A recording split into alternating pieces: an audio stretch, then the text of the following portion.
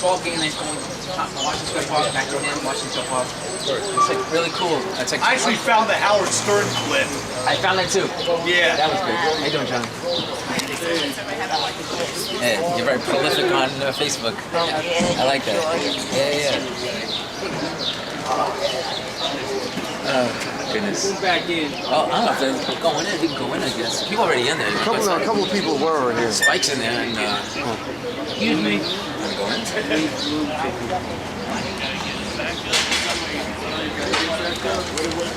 Stand okay? Just a second.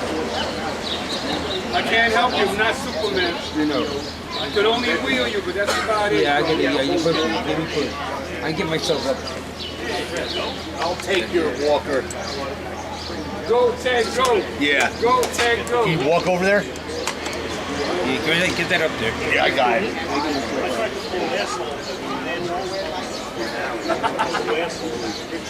Oh, Richie? Where's the food?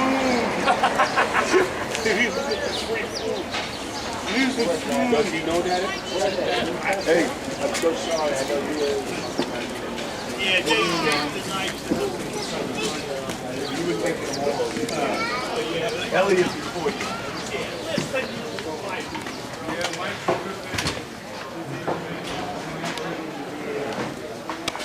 Full house. Waiting outside for nothing.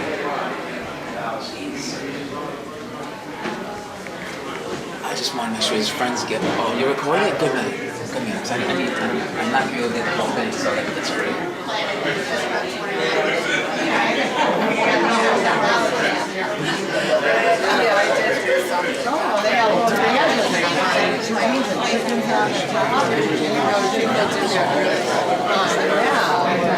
This is not enough at all.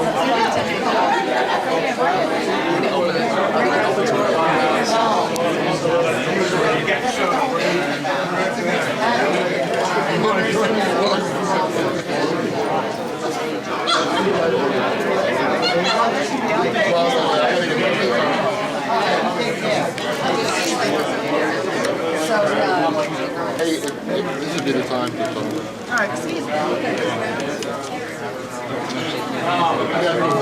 But you know, they had a huge anti-Trump demonstration in front of the show. Oh, cool. Texas. Nice. And I went over and told them that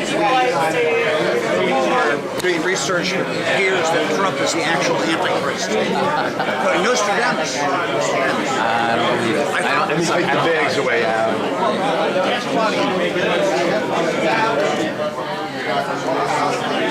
Bring his bag over here. This is Davey's bag. I'm going to put mine on you.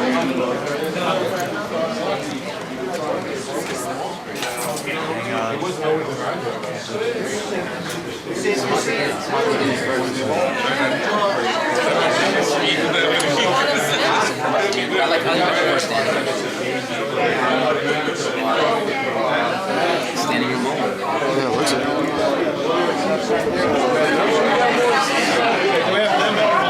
We got the adjacent. Yeah, pull out the seats over here. Just bring them out. And then that's a fire hazard. Oh, it is? Yeah, you can't block fire. Oh, okay. Yeah, you're right, man. Oh, man, that was all the way. let's get by him.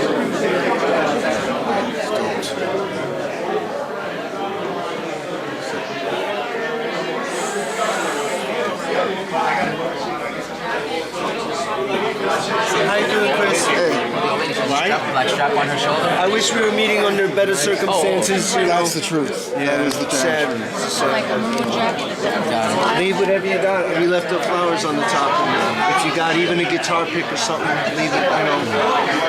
The guy helped me with the pop parade thing in '92. You know. David did? Yeah, him and that big lady that were. Oh, Lori. Yeah. Oh, yeah, they got us on there. That was a sabotaged I remember event. you playing Washington that. Square Park. Yeah, That was a sabotaged event. We were Well, just. the second time it happened, but the first time it was good. Went through. They would take a helicopter and drop all joints. There Is one. that the one? I owe that man, so I give him the flowers, you know. And he was nice too all the time, you know. He never had an argument with me or. He's a good dude. He's just a larger than life, over the top guy. That's what he does. Yeah, I mean, consistently for that amount of years, he never broke character. That was who he was. There you go. That was who he was. It's not like you could catch him on an off day and he was someone completely different. Yeah. He was always who he was. You know. Straight to this character. Yeah. Continent. Continuous. You don't want to say continents. 'Cause that's Consistent. Consistent. Yeah. Not continent. And you would be talking about like depends or something like that. Incontinent. Continent. You know that there are 7 incontinents on the face of the earth? Runny, drippy, hard, flash flood. And spotty. There's 7 incontinents on the planet. 7 incontinents. At least we're having I'm a gonna take laugh a cue rather from than Barbara Lee. I'm gonna take a shot of the Shot of what?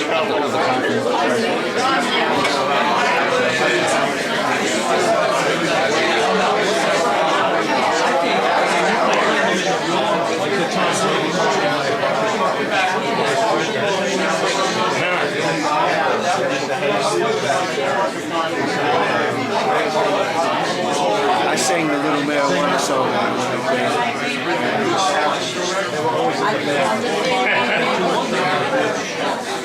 Well, wasn't it even one time you played Union Square for the Pop Parade? Oh, yeah, he did that, but he had the Rock Against Racism things over there. Who was the big lady Lori used to put shows with him, too? Oh, yeah, I remember Laura. Yeah, Nice. yeah. Yeah, where is she? No idea. Larry. Maybe Larry knows. Excuse me, Larry. For too long? Yeah. Larry, what happened with his partner, that big heavy-set lady? I think her name was Lori. Remember her? Yeah, she always used to wear a beret, that one? Yeah. Yeah. She used to be over on Bleecker Street. Oh, I remember her, yeah. And she was in the operating. Yeah, I remember her, yeah. I don't know what happened. I hope she's still amongst us. We might see her today. Yeah, hopefully. Wow, man, I'm glad. She might have passed She was away. older back then, wasn't she? I mean, she wasn't old, but she was She was mid-40s. I did a shot of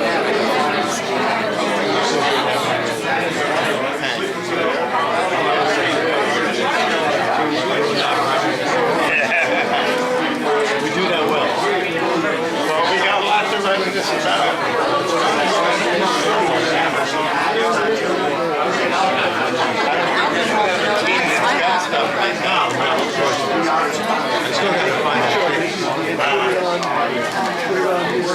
I know where it is. It's down to one area. I hear you.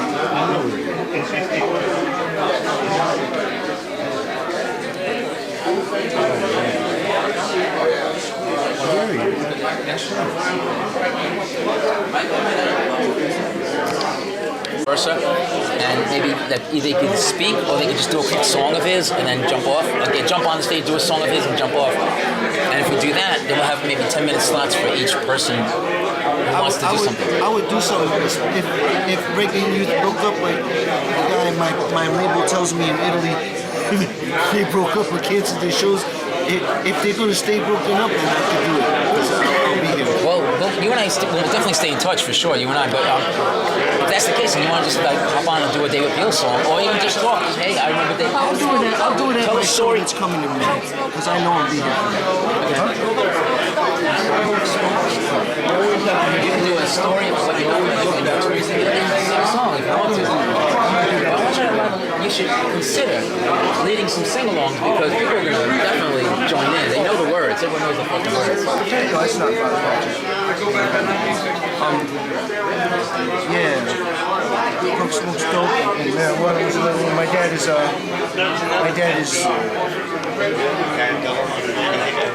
telling me, hope you will find comfort in all this. Yeah. Life is precious and fragile. There's too many people just dying lately, man. I know, I mean, more than ever. I mean, it's bound to happen along your lives, but I mean, it's happening a lot in the past year or two. Anthony Biden.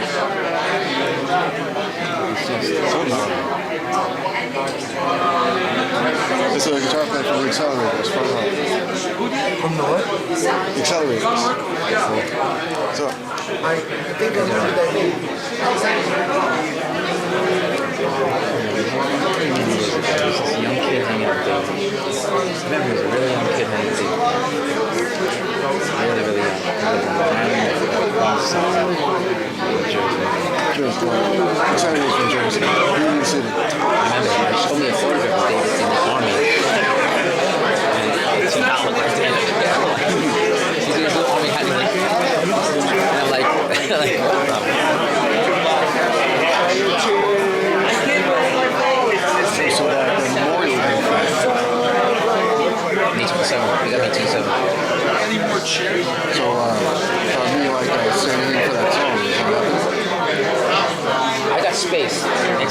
We got, the 10-minute speaker slots between bands. Definitely take the slot and do it. You get someone to come behind you with a guitar, with a grinding guitar. You need a drum and a grinding guitar. You can use the existing drum set. Only needs like some kind of, you need some grinding guitar guy and a drum. Only those two things. I mean, a bass is nice too if you can get a bass. Maybe the bass is good enough. It might be more bass than guitar, but whatever you decide. I mean, I don't know how I'm pushing it to ask this. Can you rehearse with somebody a little bit so they're just in sync with you doing it? Well, I mean, if I could rehearse with someone, I'd be trying to get Lance. Bowery, and he showed me a photograph of him from the army. Do you remember that? And he's got this army shot, and he's like, all smiley with this army hat. I'm like, I'm looking at that, I'm looking at him like, come on. It's like, it wasn't him, but it was him. We got a lot of pictures of all the trips, gone with him, gigs. We have a memorial on August 5th. You want to be in there? We're trying to get all the bands that he knew and or who knew him and just do some David Peel songs. We got a group called Sea Monster that were friends of his. We're trying to get like bands, people that knew him, musicians either by themselves or with their entire band if you want to. I mean, it's up to you. However, I used to work with David. I mean, would you like to be on it? Because we're doing one. We already have the permit. We got the permit like back last year. We got the permit, and it's coincidental. His birthday is August 3rd. So yeah, I remember the time we were in the park and we had a birthday cake for him. I don't know if you remember that. I vaguely. She had a birthday cake for him. She kept on dragging him away from his band or whoever he was talking to. Hey, let's sing happy birthday. In the park right now. I think my band played that day at that time. We should have. Well, we can be memorial and we should also be festive at the same time. We should celebrate. His birthday and his life. I hate the whole death day shit. On June 11th, my band's playing. What is that? On June 11th. Where at? New York? Yeah, right here. June 11th? Right. Who's got that date? That's interesting. It's on a Sunday, and I told my bandmate we got to do the song that we wrote about David Peel. You should, by all means. No. Wait, that's my show, right? Oh, June 11th? You got accelerators on your show? Do you have accelerators on your show? It's been so long since I put it together. I know, it gets a little blurry.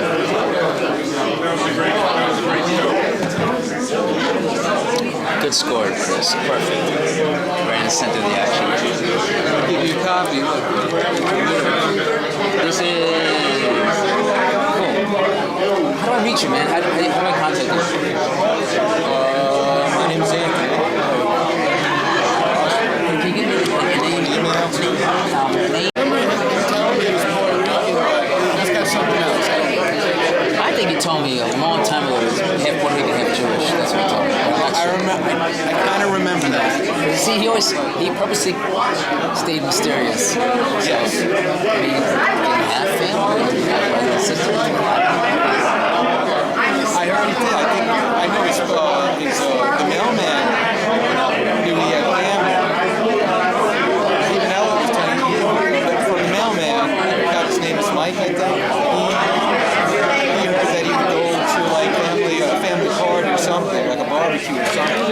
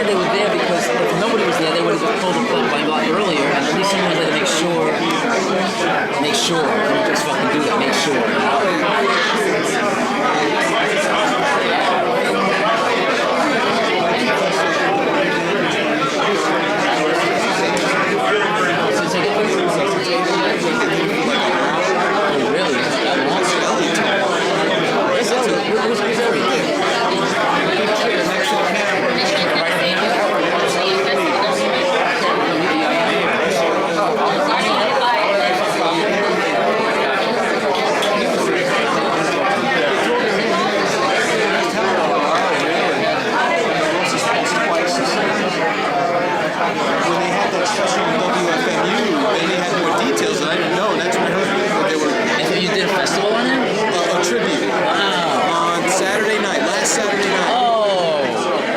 I was trying to spread the word. My bass player told me, hey, the FMU, listen, they just played our song. Are you on Facebook? Are you on the Facebook under your name? Or under Accelerators? Hey, My full name. Oh, you're Thelma Blitz. I remember. Yes. I'm hoping the Philippines will dig you.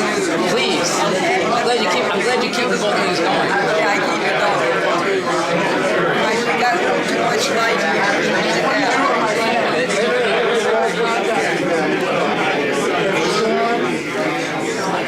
Right. Very good. Very good.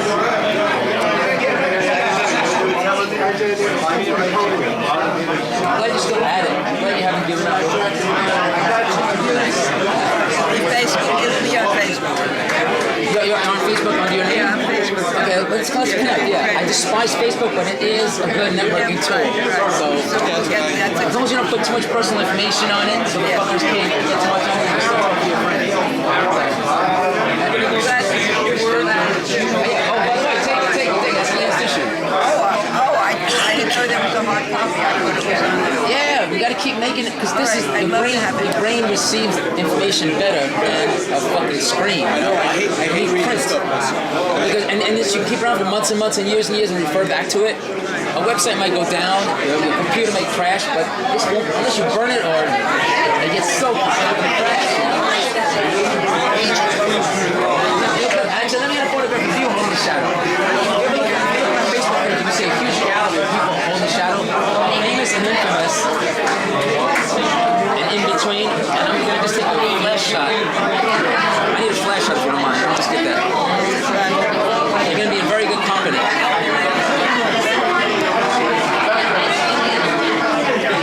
See my John Lennon shirt? Let me get it again. Yes, let me try it again. Maybe hold the shadow out.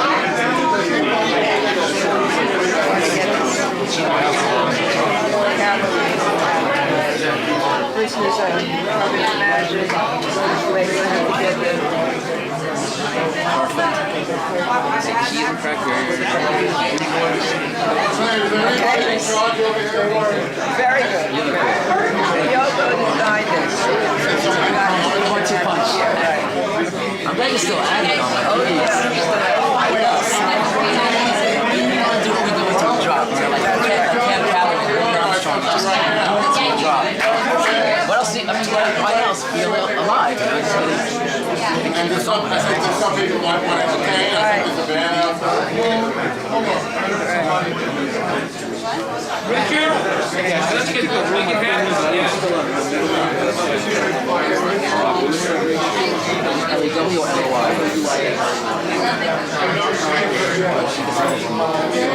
Anyway, this is the perfect anarchist meeting. Nobody can show. Okay, so we all know David is a man of humorous intent. What's your name? My name is Richard West. And we've been doing Dave every year for Theater for the New City, and you know, he really fills up the streets when he comes in. He has a tremendous following. I don't know if you all saw the New York Times obit last Sunday. Did you see it? He got a big one next to all these Nobel Prize winners and everything. All I know is I know Dave for decades right now. He was a real stand-up guy. He's a real character from the East Village, if there ever was one. I mean, the guy is really an original. But basically, you have to know Dave is a humorist, really. He's a man of humorous descent. And if you ever hung out with him, you'd know what I mean. He likes to goof on everything. He has a very serious side when he's playing music, and then he's all business. But he really, humor was his motivating factor, as far as I can see. And he loved to tell jokes, albeit a lot of them very corny, but they're cute though. And he really went out there and he stood up for what he believed in, and he's not a phony.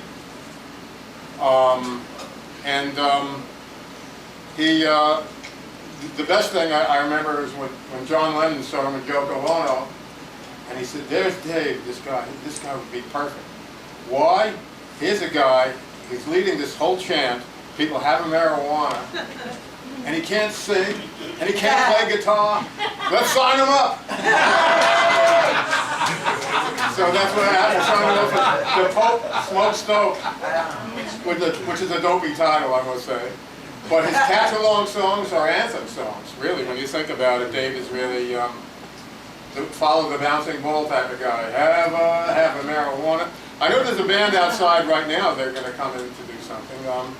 Would anybody like to say anything about Dave? You could start something. Dana, Bill. Yeah, that was the thing. It was, you know, Peel had a running goof, Peel and Deal.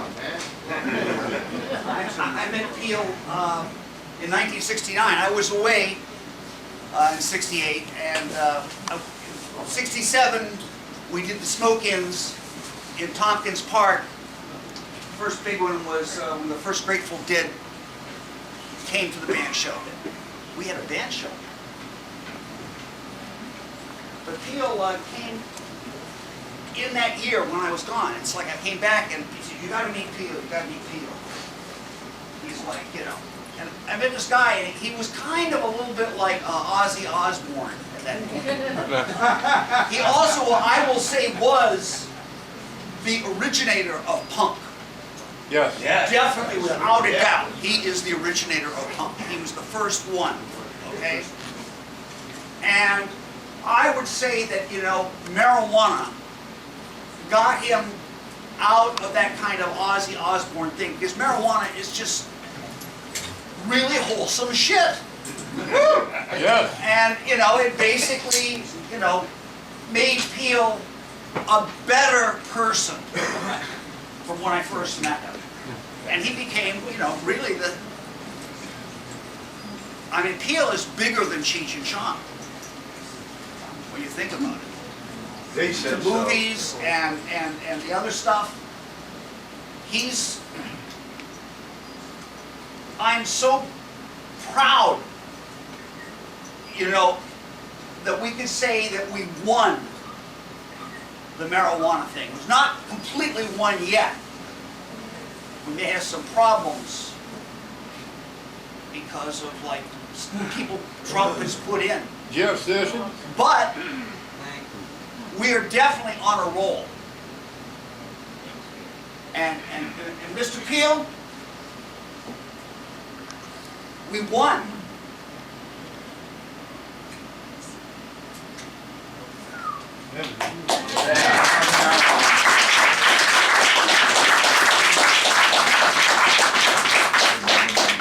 Someone else like to come up? Nice meet. Absolutely. Come on up.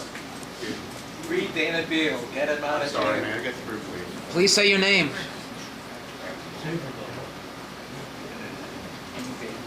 Hello, my name is Danny Fields. I'd like to recall and perhaps set the record straight. I was an A&R person at Electro Records in 1968. Louder. I was an A&R person at Electro Records in 1968.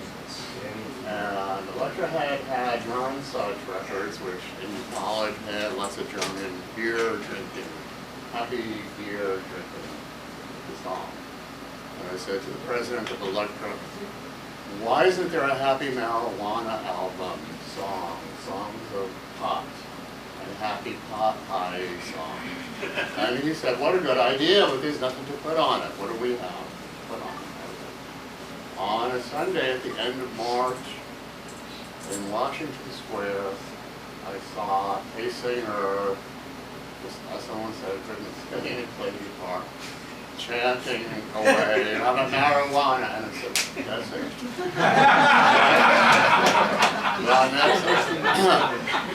That was a Sunday. It was the day Lyndon Johnson abdicated. So it's the day in history, okay, March 17th. March 21st, 68. And Dave, I said to David, let's have dinner at Max's Kansas City, no kidding. And we did. And next day I said to Jack Holtzman, the president of Electra, I think we may have the content for this album of Let's Smoke Pot, like, think, or something. Okay. met next Sunday in Washington Square, Jack Olson and I, and David was performing, and Jack said, "This is great, we can record this here." Okay. He sent producer and engineers and a portable Nagra, which they got the power by stealing it from the lamppost. It was on the northwest kind of part of the park. Okay. Cost $1,500 to make and $1,500 to make. I mean, it's a physical thing. Okay. Now, there was no title until I read in Time Magazine an account of a Yippee Hippie something march. I don't even remember what the protest was. The guy, Time Magazine, the reporter. Now we know, I love David so much, his diction was not impeccable. When he sang, this guy at Time Magazine heard the hippies stormed into Grand Central Station singing, "Have a marijuana," we thought it was "have a marijuana." There's no such word, phrase, locution in the English language as "have a marijuana." It was a misheard, but it was there in Time Magazine, and I said, the title of the album, right there. No matter what's on it, everyone will bring it home and put it there on the floor and give their parents a heart attack and then be able to go somewhere else. Okay, so that was what it was about. There is no have a marijuana. It's a misheard and therefore a misprint, and therefore it was a good idea for a home. That's it.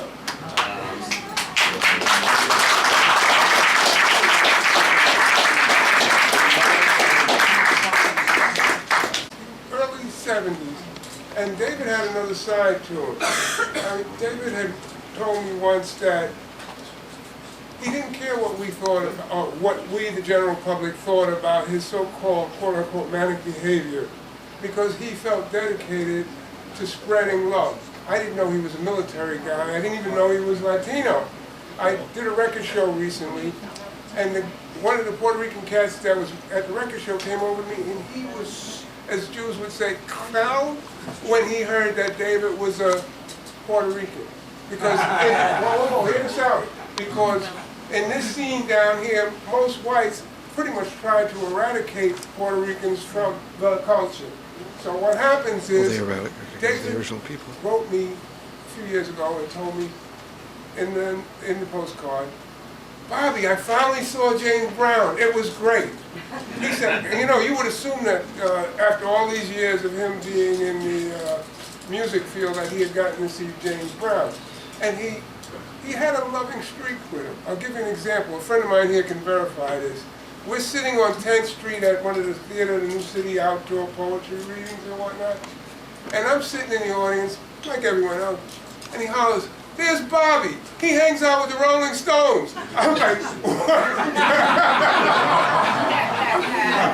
And I'm going like, I don't know no Rolling Stone. Anyway, to close this up for myself, David was special to me. There were great things about him, and I've heard not so great things about him.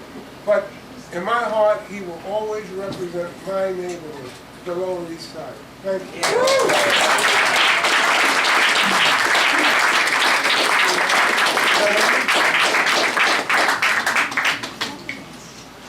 I know a lot of you want to have something to say. What's your name? I'm Harold C. Black. The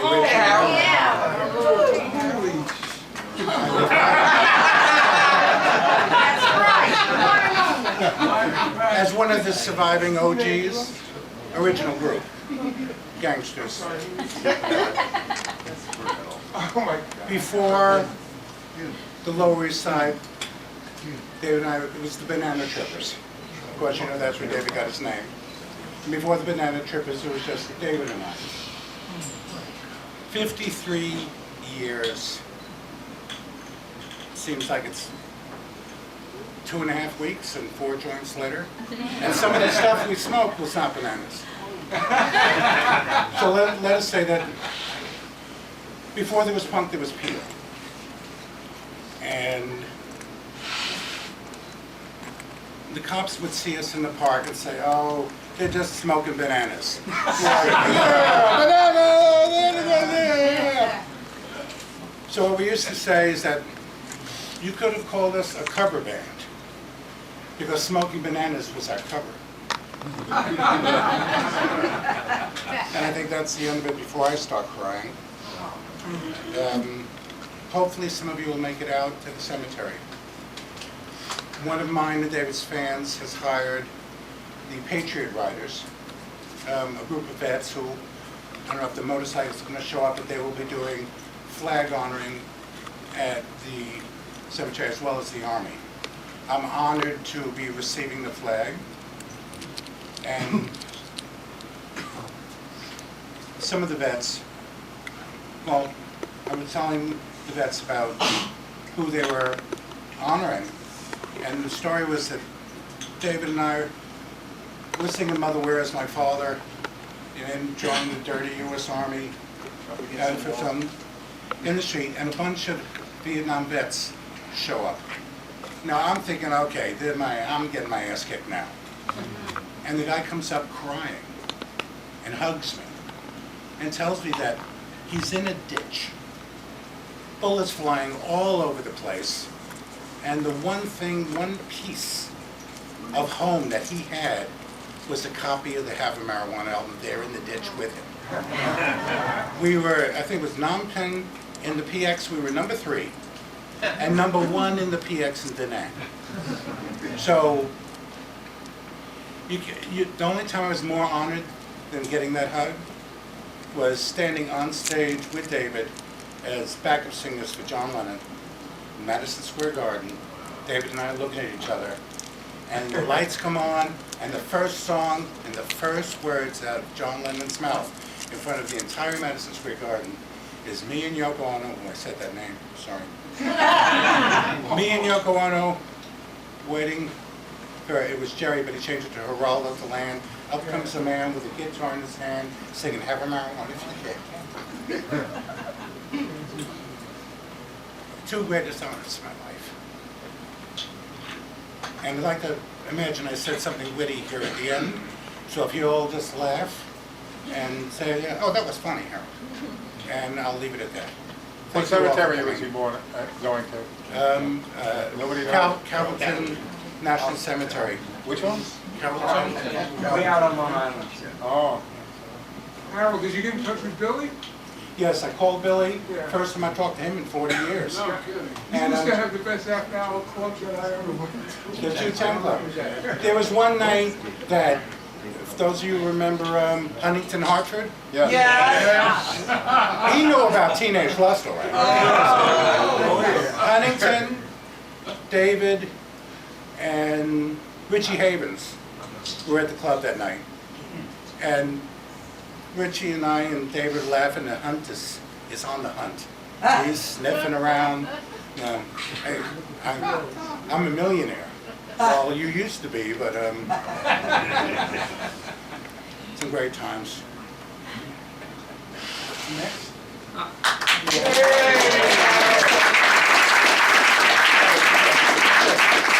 do need to say that if you've been following my posts, the vultures are out. If you've seen, I had to knock down, actually more than one, 2 GoFundMes by people who are not, they fill in the blanks for me. I don't want to embarrass anybody by using the word fuck. Come on. Okay. Don't worry, It's not a dirty word. If you want, it is my intention to set up the David Peel a scholarship fund.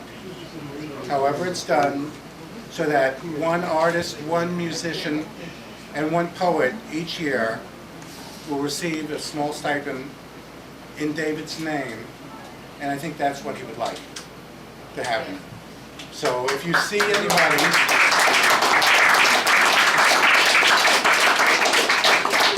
if you see any, there is a David Peel and Lower East Side page that is not authorized.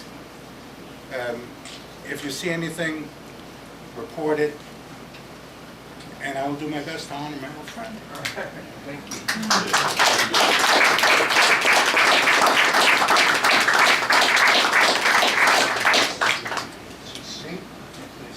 Hi, my name is Mary Poppins, and I know. What's your name, please? I'm sorry? David- I'm sorry? Your name? Mary Poppins. And I know David Peel from the Woodstock reunions, and a good friend of mine, Sally Sunshine, who has passed on a while ago. But David and I have had some pretty wild adventures, and I don't think he...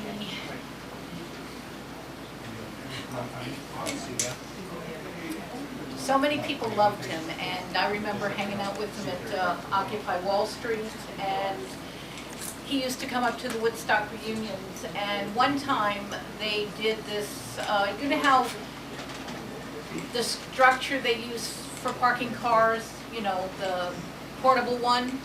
Well, they fixed it up with lights and black lights and everything, and it was called the hippie car, it was called the hippie wash instead of the car wash.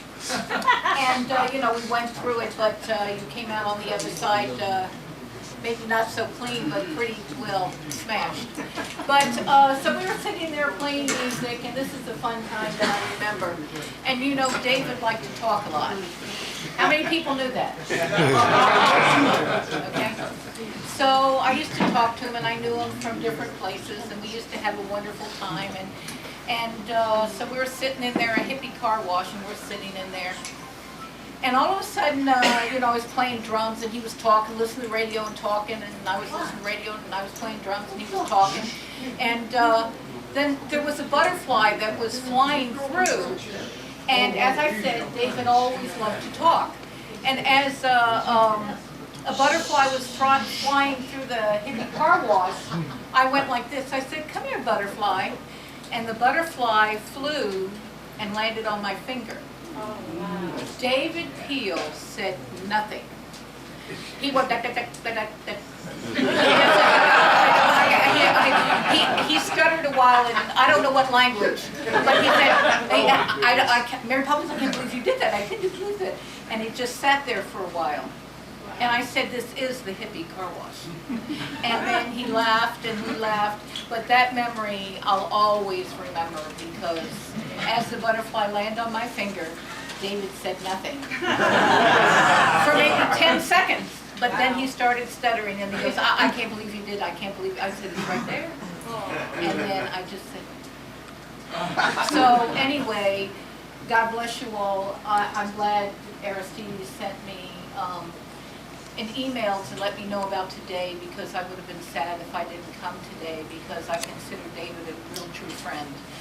And he had so many real true friends. And he just loved people. And I think what he was talking about, a GoFundMe to do a scholarship, is just remarkable. And I think it's important that we remember our friends in such a way to make a difference in other people's lives. Not just our lives, but to continue, keep it going. And I think it's absolutely beautiful that he's going to do that GoFundMe.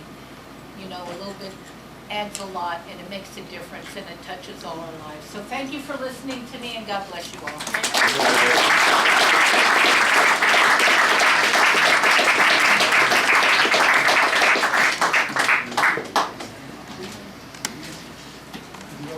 Okay, I'm Aaron Cater Pioneer, for those who don't know me. But David and the Yippies and myself, we have a history going way back. First time I met David was around the time of Nixon's inauguration in 1973, when we had the rat balloons. 12 foot long, 6 foot high, paper mache rat with Nixon's mug, along with 140 people wearing Mickey Mouse ears or basket ears. David was there, helping to lead the pack to give hell to Nixon. Believe me, the rat gave them hell. Cops seized the rat, put it in their flatbed truck because they were backed up with traffic, and we seized it. We seized the time. Dave was there with us as we seized the time until the cops beat the shit out of the rat. Of course, I I've run into David for years at smoke-ins and at protests. We traveled all over the country between New York, Kansas City, Chicago, to all these protesters, these conventions. And David kind of like helped set the pace for the grassroots marijuana movement. You know, I remember buying that record back in '68. Bringing it home and playing it full blast. Drive my parents nuts. I like marijuana, you like marijuana. I was going ballistics, saying, this sounds like LSD. I said to him, how do you know? You never took it. I played a full blast. And she's just screaming in his Jewish accent, that's stupid music. Oh well, he's gone, but that was his prerogative. But now, years later, after Occupy Wall Street, after the ascension of the chump to the throne, Chumpy and Bannon and all these little Nazi types, and Sessions, who hates pot. Maybe, but when he dies, he'll have a real session with the maker. He'll have a real session with his maker concerning pot. Now David Peel, unfortunately, bought the farm. Maybe his body is gone, but his music still lives. Look how every day you hear John Lennon, even though John's been gone almost 40 years. They got to make David Peel into a household word, you know, along with marijuana.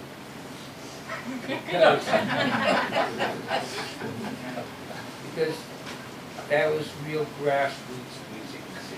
Now it's 50 years later, 50 years to the 50th anniversary of the Summer of Love. A lot of our people are gone, Janis Joplin, Jim Morrison, among others, and David. The music's got to stay alive. Definitely got to stay alive. So David, you still live among us in our hearts. You're going to still hear having marijuana. Or up against the wall, motherfucker. You know, I mean, many of us were teenagers back when David was prime in Washington Square Park. And now a lot of us are grandparents now. And we're still listening to the music. We haven't sold out to all that schmaltzy music.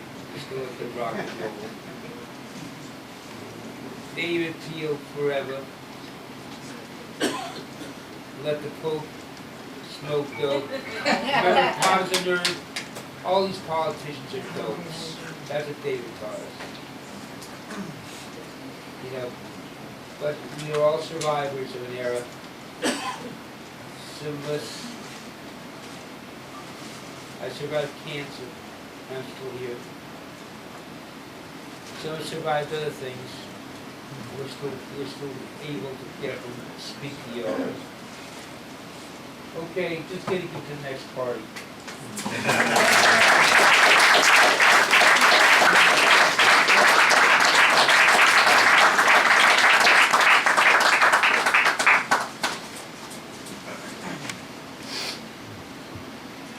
Aaron, you're still trucking, I hear you. I don't live up Let's there. hear it for Aaron Carey.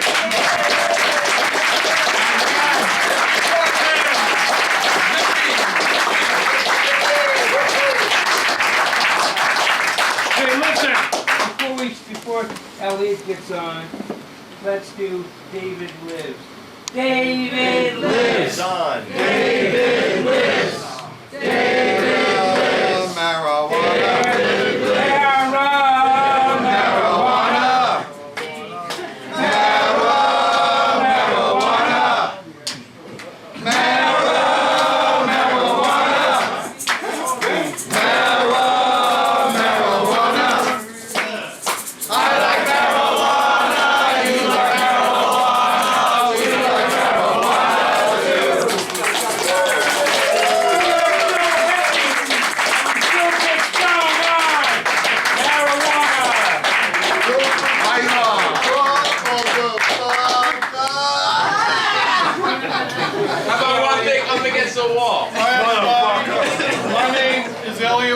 although David blessed me with another name. What was that name? Well, he called Dean Ween. Oh, Dean Ween. Reason he calls me Dean Ween, because I do know a lot about music, and he says I'm the Dean of rock and roll. This is David, not me. This is what David called me. So ever since, yo, Dean, how are you? Everything is Dean, Dean. I'm like, Dean. Sometimes I have to like, have to look, who's he talking to? And then, oh, it's me. But I met Dave about 30 years ago. I used to be the night manager at Colony Records. I know a lot of people know Colony Records. One night, Dave comes walking in, and I knew who he was, so as he's walking down the aisle towards me, I says, "Hey, I know who you are." He goes, "Who am I?" I said, "You're David Peel." He goes, "Prove it." Prove it? He goes, "Name my songs." So then I started naming the Pump Smoke Stove, Having Marijuana. He was a shock, right? And he goes, "I'm David Peel." Well, ever since he said he was David Peel, I've been on a 30-year journey. I feel like a spaceship came down and just took me away for 30 years. Because in the 30 years, I met a lot of the people in this room. And I have to thank him for that, because all of you are great friends of David, and I'm really proud to know a lot of you. It wasn't not an easy situation losing someone where you've hung out 30 years. Concerts, movies, going to dinner, going to events, going to Woodstock. Just endless amount of things that we've done together. So it was tough. I was with Dave when he passed on. I was standing by his bedside, holding his hand, and everyone in the room had something nice to say about Dave. And then the priest came in, read him his last prayers, and a lady came in, she started shutting off the life support equipment. And I said, "Can I say one more thing before you shut off the equipment to my friend David?" David loved the Beatles. He was friends with John Lennon. So I asked if I could just say a lyric from one of their songs. And she said, "Sure." So I'm holding David's hand, and I'm saying, "Dave, and in the end, the love you take is equal to the love you make." And David loved all of you and a lot of people. And then she shut off the equipment and Dave passed on. And I started singing Having Marijuana, and everybody in my bedside in the hospital was singing Having Marijuana. into Let My Life Live in Freedom, which was sung, which was started in the room by Joff Wilson. We started singing that, then we started singing that, and then we just all left. But it was a journey, I'm gonna tell you.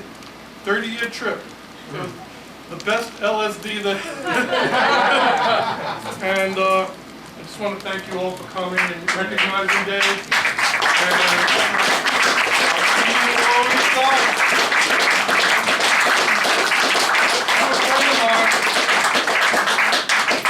Anthony Rodriguez from the group The Accelerators. Also in Dave's band, played many times with Dave, part of the Lower East Side. Him and his band actually wrote a song about David Peel, and I just want him to tell you the lyrics. I'm not going to have him sing it to you, but just read the lyrics to you so you're familiar with the song. Thank you, everybody. Thank you. Hi, everybody. Before I read these lyrics, I just want to say how touched I was of David Peel. He always made everyone feel included, no matter what age, whether you're a musician or not. He inspired people. He inspired me to write music, to believe in myself, and to believe in many kinds of people of all walks of life. It was very hard to hear when David had his attack, and I know he will forever be a part of everyone that knew him, and all of us who have known him, will be part of him, wherever he may be. And with that, I'll read these lyrics.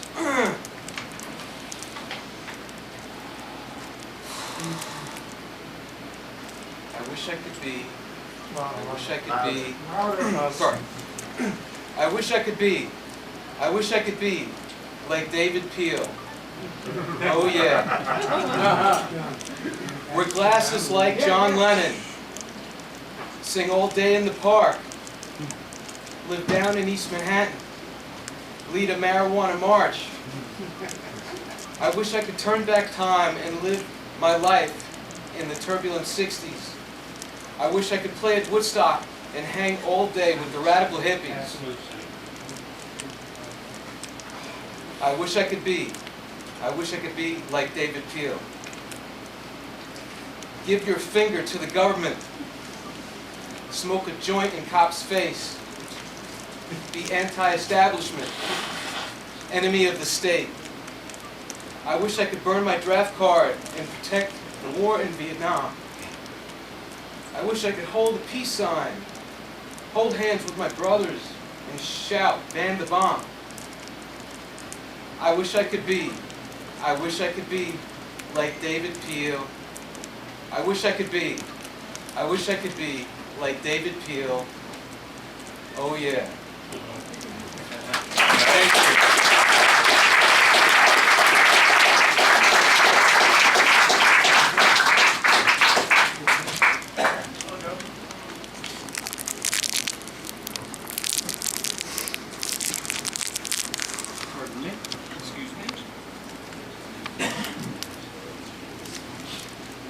Hello, fellow degenerates. I think most of you know me. Who are you? John Holmstrom. I founded Punk magazine. Shortly after that, I met Tom Forsyth. And I ended up working at High Times, and one of my early stories was to research the life of Tom Forsyth. So one of my favorite stories about Peel was The Caravan of Love. It became a movie called Medicine Ball Caravan, and Forsyth decided to disrupt this. He was very upset that Warner Brothers, corporate rock was taking over the music, so he hired David to disrupt The Caravan of Love. He got his hands on a huge black Cadillac limousine, which is very reminiscent of the Deathmobile from Animal House. He liberated some speakers from an air raid shelter. So he had the world's biggest sound system. There's a book out about that. And there's been books. It's called We Come for Your Daughters. Well, there's another one called The Caravan of Love and Money that Forsyth wrote. Great book. Forsyth was a great mind. So anyhow, Forsyth ended up saving David's life on the tour, because Warner Brothers, as usual, hired these Nazi biker types to be security. One of them got very pissed off and pulled a knife on David. Forsyth decked him, and Peel was forever grateful. And David, Danny Fields spoke earlier. I'm not sure if you all know who he is. Yes. There's a movie out called Danny Says about his life. And the same year he discovered Dave, he also discovered Iggy Pop, the Stooges, MC5. Dave and I actually went to the premiere of that. Dave and I was at the premiere. Yeah, so David definitely has punk roots. So I got to know David really well over the years. King of punk. I started the High Times Bong Hitters softball team. And David was a really good first baseman, believe it or not. And last time I saw David was for an interview for a book. Someone's writing a book about Forsyth. And incidentally, I hear there's also going to be a film of some kind about Forsyth. Wow. So David will live on. Wanted to deliver that good news. Anyhow, last time I saw him, as usual, he reminded me that his proudest accomplishment was that his batting average was .420.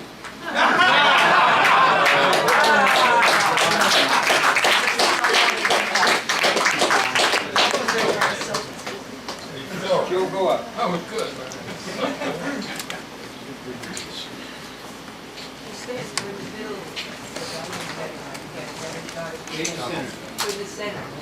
David Center. Any further? Don't you do it now? Okay, yeah, better. Good. All right. No, towards. Go ahead. Yeah, I first met David. What's your name? I'm Concert Joe. I first met David. He used to play at Mills Tavern in the late 70s on Bleecker and Thompson with David Peel and Depp, like every Tuesday night for a year or so. So we used to always go there and see him and met him a little bit. He really didn't know me then. When I really got to know him was High Times had a party, had a suite at the New Music Seminar. I think it was around 92. And I really got to know David then. I've been to him, went to about 30 concerts with him. Elliot probably took him to 100. He really liked music too, mostly classic rock and stuff. He considered himself the fifth Beatle. But I remember a funny story. About 5 years ago, I got a pension check. I just went on and I got a nice big check. So I told David, I want you to meet me at Guitar Center. I want you to pick out a guitar for me. So we went there. It was a bullshit sale. They had 10,000 guitars, 5 of them were on sale.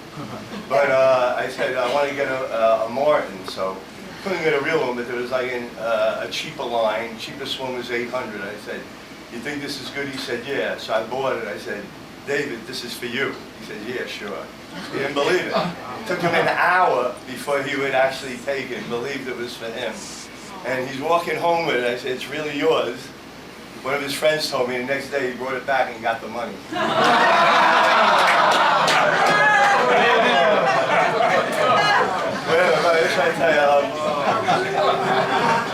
Actually, I saw him do magic one time. He wouldn't talk about this. I know the people at High Times, Normal, other people interviewed, he wouldn't say nothing about it. He'd never speak of it.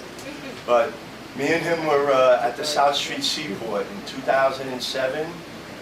And in the summer, and I said, let's go to China. We had a concert. I said, let's go to Chinatown. I'll treat. So we're walking along there. I said, I haven't smoked a doobie in Manhattan in 7 years. I got a real big one. Let's find a secluded street. So we're walking down the street. It's all dark, big building, no windows. We go, we're lighting it, we're smoking. We're going past the big wall. We see like 20 guys on a ledge with suits. We couldn't see their heads with their back to us. Another 20, 30 guys with black suits walking ahead like that. I said, what's this, a wedding hall or something? It looks like a crappy brick building. And like in Planet of the Apes, when Charlton Heston looked up and saw the Statue of Liberty, me and David look up and we see the big giant letters, Police Headquarters. And there was at least 50 cops around us with their backs to us, within 50 to 150 feet.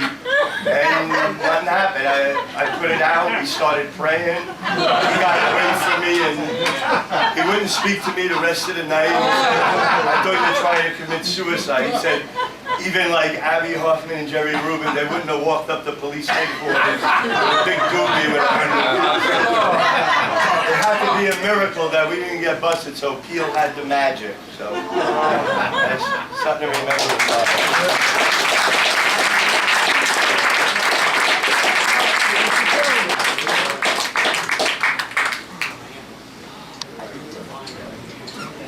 Who else would like to see it?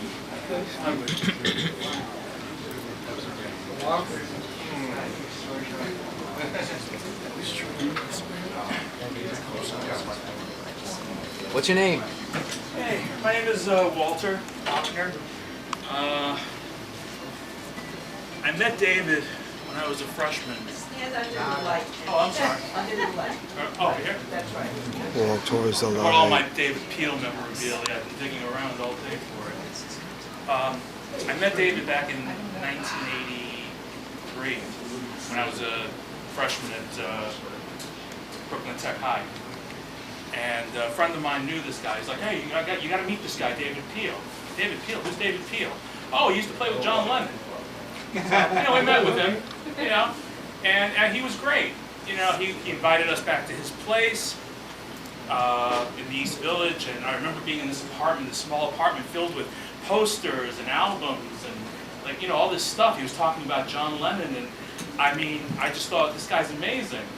And he was so crazy looking, I thought anybody that would make my parents literally stick their heads in an oven, if they knew that I was hanging out with, it's gotta be good with me, so, you know?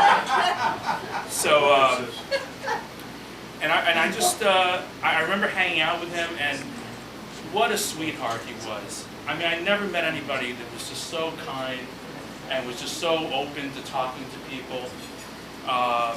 And he was always talking about Rock and Roll University. Oh, we got to start this Rock and Roll University. You know, we're going to teach people how to rock and roll, and we're going to teach them how to do business. And I thought it was brilliant. And he said to me, yeah, I want you to help me with it, and I also want you to be my salesman. Because I'm going to give you the territories of Queens, Brooklyn, and Manhattan. I want you to sell my records. I was like, oh, gee, that's so generous of you. So I go to my friends, I'm like, hey, you got to buy this guy's stuff. And, you know, like, they'd be like, oh, okay, you know. And then the next day, they'd be like, you know, I want my money back. I don't know what's wrong with you. And David was, I kept on pushing his stuff at school. I mean, people would literally, like, you know, run away from me whenever they saw me, because I'm carrying all these records of his. But I ended up buying most of his stuff, you know. And I was like, I didn't care. I'm like, you know, I only have like $5, but, you know, I got his Have a Marijuana album. I have his Pope Smokes Dope. I have tapes and stuff. And once he sat down with me and he said to me, "Hey Walter, I'm going to teach you how to write a book. You're going to learn how to write a book." I'm like, "That's great." He's like, "Well, sit down. First you get a book, you know, and then you number the pages in the book. And then you start writing in the book." I'm like, "What?" And like for an hour, he's like showing me how he numbers each page in this blank book, and then he just starts writing it. He's like, "This is how you write a book." I was like, "Okay, David, you know, that was, you know, whatever you say, David." Are you a graduate of Rock and Roll University?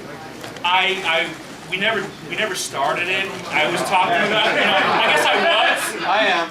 Are you? Yeah, I have the diploma. Do you? Yeah, no, I didn't sell enough records to become a graduate, so. The dean signed. I signed all the diplomas. Oh, did you? To give out to people because Walter Achner. Yeah. Yeah, I didn't know. I didn't sell enough albums to make him happy, so. But he was the kind of guy that, I mean, you go to anywhere you went with him. I mean, he could talk to like street people. He could talk to like the most incredibly intelligent people. We had Hot Dogs and Beans with Professor Federico Tacci, the NYU teacher of political science and stuff. And we talked politics with this guy eating hot dogs and beans at a diner. And he could like have the most incredible conversations with people. And he was just such a lovely, lovely man. And it was such a shock to me when I found out that he passed, because even though the village changed a lot this last decade, and it's not what it used to be, the fact that he was always around was always like that constant. And you always felt, you know, like, okay, but he's still around, so, you know, it's okay. But it's like this last piece of the village now is gone in my heart. And I mean, I love the man, and I only wish that I could have seen him again, you know, before this happened. But you know, they say that a measure of a man is by the people that, you know, he's friends with. And you know, he's obviously loved by a lot of people, and so he obviously was a very, very great man. Thank you.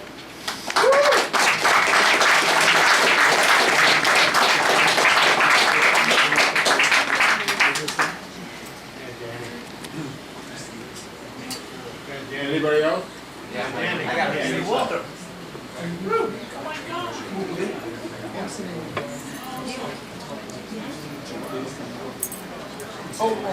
Ladies and gentlemen, my name is Danny Carter. How you doing? Because of David Peel. What? Who are you? Tell us again. My name is Danny Cohen. Okay, because of my meeting up with David Peel, I made friends with a girl named Nina Cranton, whose father used to work for MCA Records. Nina sent me up on a blind date with a woman who eventually became my wife. Okay, and now I'm a grandpa. We've been married for 30 years. I had friends with David Peel. There were children I'm walking around that wouldn't have happened.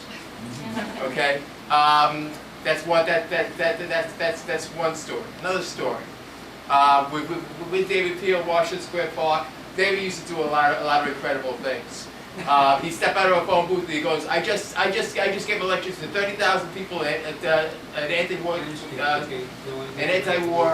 rally for 30,000 people in a college in Ann Arbor, Michigan. And I'd be like, wow. Another time, we were standing out. He was in Washington Square Park, and David just say, tomorrow I'm going to be up on stage. I'm going to be with John Lennon and Yoko Ono. I said, oh, Peel, you're full of it. You're ranting again. I said, okay, I'll prove it to you. Next day, Fillmore East, rehearsals for the one-to-one benefit at Fillmore, and for 5 days, I was a backup singer over there. Okay, and I had the worst case. That was my first professional gig singing. And for 5 days I was at this rehearsal, and I had no voice by the time I was finished. I couldn't whisper at all. My voice was gone. Okay, but he proved it, and then Bob Gruen has a few photographs of me and Peel out there on the stage with backup singers. Okay, another story. My friend Steve heard about it, but you know what you're gonna miss. Okay, one time I was over at David Peel's house, my first time there, at 209 East 5th Street. Okay, the place smelled vaguely of gas leaks and urine. My joint got after your picture now. I went up there. We've been singing in the park for a while. He invited me over for dinner. There was a table in the middle of the room, in the middle of the living room, with no legs, cushions on the floor. Okay, the ceiling had a parachute nailed to the ceiling, so it looked like you were walking around in a sheep's tent. Okay, it was totally surreal. Okay, so he had to take a phone call. He walked out of the room. He had books. Well, books all over his main living room. So I randomly pulled out one of these books, and I looked at it. The name of the book was Psycho-Cybernetics by Maxwell Maltz. And I looked at it, and it talked about how people should react to it. It was a book that described how you deal with crises, how you improve yourself, how you turn failures into opportunities, stuff like that. And I'm looking at the books, and I'm going to think to myself, how does a guy like that have a book like this? You know, but the name Maxwell Maltz stuck in my mind, because at one time I was running around looking for answers, and I remember this book. And I went to the library and I said, do me a favor, you got this book? I want to put it on hold. There were 4 people ahead of me that wanted that book. So I said, the hell with this. I'm going to Barnes & Noble. I bought the book. Okay? Talking about, we fast forward to August of last year. Strawberry Fields. I'm playing with a guy named Billy. I'm helping him out. We're singing together. I hear the word Peel is coming. I know because I see Mike is coming. If I see Mike, I know David's going to be around. Okay? So I said, watch this. I had the book in my bag. Okay? I took the book and I just put it on the bench. Out in plain sight. With the cover intact, you could recognize it, you know exactly what it is. He came around, and hi Dave, how you doing? Where did you get that book? I said, Dave, I knew about this book because I know you had this book. And I have a picture, it's still in my phone, of him paging his way to the book like he's meeting an old friend. Okay, that was the last time I saw Dave. The book. I'm not paid to plug this book, but it's a good read. It's called Psycho-Cybernetics by Maxwell Maltz. It's a well-known book. Yeah. So that's How long ago was that? How long ago was that? This happened. I met David in 1972. He was just finished doing Maury Soul. Oh. He just finished doing the Maury Soul Festival. Yeah. Puerto Rico. Okay, and Anderson yeah, making progress, right? that's my story about the book. Now you got it. Have a good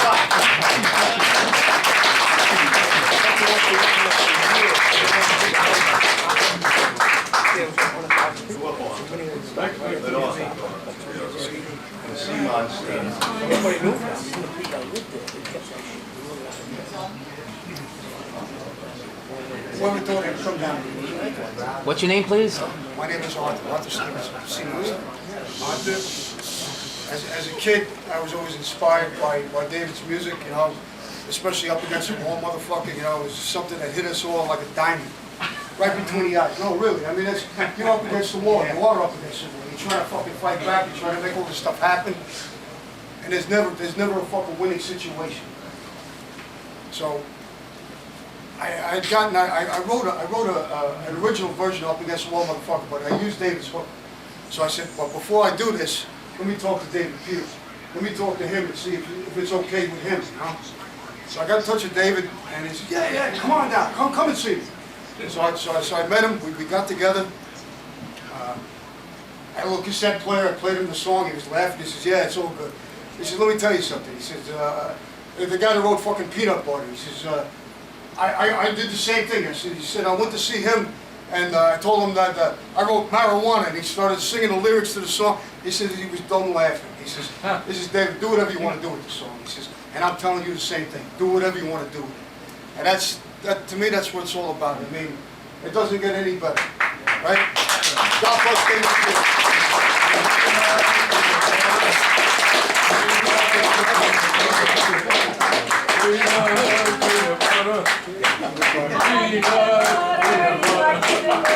I want to get stoned, I like it all hot, but here comes my father, the marijuana cop!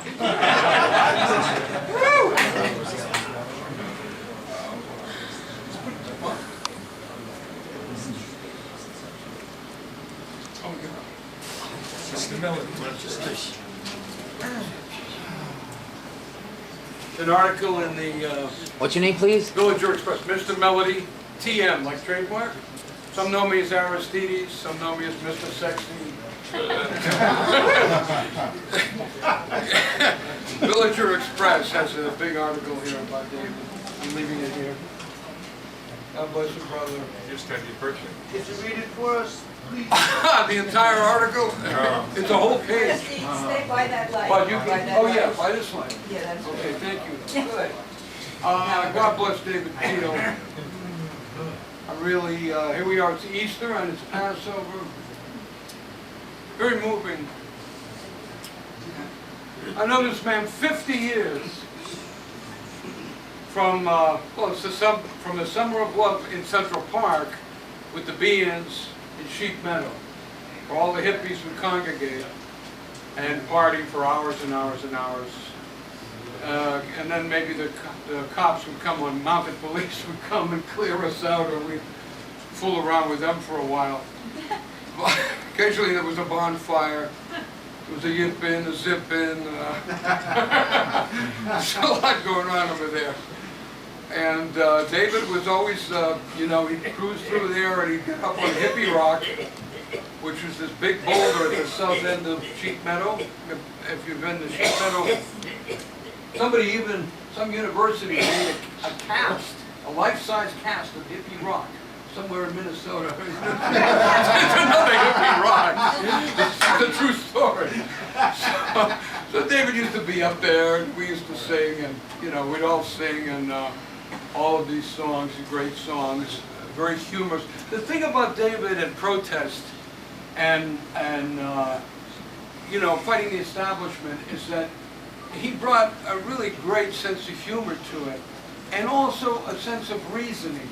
You know, he wasn't, I'm going to say this, some people might not like this, he was not a zombie libtard, okay? David really was a thinking person, and if I told you who he voted for and who he supported, you're going to get mad at me. What I said. Because I know I'm in New York State right now. And I don't know about that state of mind. You supporting the art? I woke up. Howard Stern. Oh, yeah, you voted for Howard Stern. No, it's not. You would have wasted votes. But really, David, you know, oh God, 50 years. What can you say about somebody you know 50 years? You can say a lot. I gotta say something. Well, you will. You definitely will. I mean, in response to Oh, please, go ahead. David's voting. This is Bill Connor here. And Mr. X over he there. did vote for Trump, but he had told me in recent times that he was ready to hit the streets and start protesting against him because he didn't like some of the things that he was doing. He voted for Trump because he wasn't for Hillary because we decided she was with the New World Order. So we thought Trump isn't. He wanted to make America But great David's again. last thoughts on Trump was that he's ready to protest. He wanted to make America smoke again. Thank you, Bill. One thing I wanted to say, MIT has an It was award. great, and it's going to be great again. Whether it Never was, and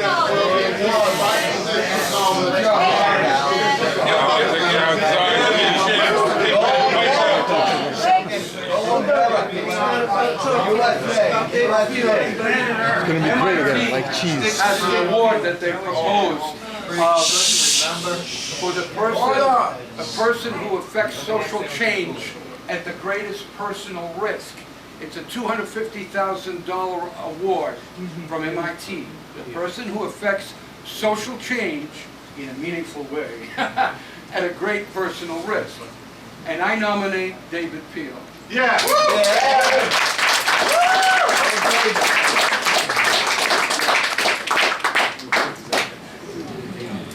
Regardless of who anybody voted for.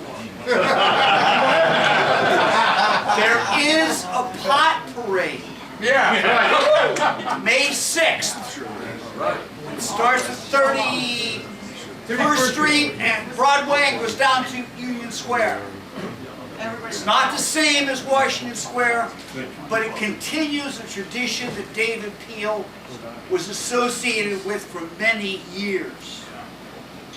It would be good if there was some kind of banner Remember or David something Peel. in that parade this year to express have a marijuana or David Peel or something like that to honor and continue In the parade.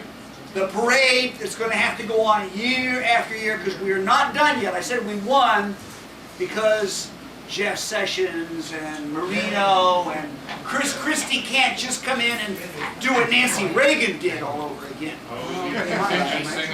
But it's necessary to fucking be out there. It's necessary to be out there. And I think that David Peel, had he been alive this year, would have been at the pot parade.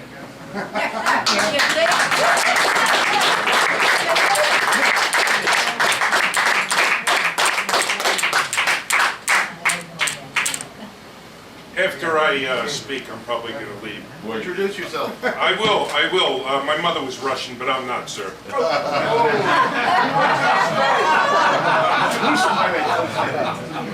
My name is Michael Fandel, a.k.a. Ernest Desire the Clown. I met David Peel when I was a cop at Washington Square Park. Yes, and had I known how great a man he was, I would have been more contact with him because he was the problem they have what's known as an unusual occurrence file. You know, like if a plane crashes or you catch a killer or whatever, that's an unusual, and David was, in fact, very unusual. I had no idea his name was Rosario until I read the obituary that a friend of mine sent. Maybe you know Arnold Wachtel. He and his father used to have a funny shop in Times Square. He was famous for having fake dog shit, you know. Anyway, in fact, I carried it with me as a cop when I put it in my pocket, and I said, I wanted people to give a movement I was also the guy with the breast brush, and I pulled over a couple of guys after Getz had his incident. We were assigned to 14th Street. I said, "Hey, buddy, would you say it's cold tonight?" And they say, "Yeah." I'd say it's a little nippy. Anyway, I had issues with the police department. I was an unusual occurrence. It wasn't easy dealing with my kind of mentality, but I managed to survive. I was sent to the shrink one time because I jumped out of a paddy wagon, clown costume. Out of a van. Declaring March 4th against Crime Day on March 4th. The guy said, your behavior was bizarre, blah, blah, blah. I let it. What happened was, but I passed with flying colors. That was when Molinari was the inspector over there. It was the 80s. Getting back to David. Yes, David. What I think, there's a friend of mine also known David, and we're having the 50th anniversary of Lincoln High School, the class of '67, next week. But I was thinking about going to the museum and getting a statue of David, with everything hanging out and everything else. So you may want to consider an additional award and say, instead of an Oscar, you want a David. Anyway, I am very impressed with so many people over here, and it's good to see all this love. It's contagious and catching. And I want to just tell you that Aristides had his birthday, 3/22, which is also my birthday.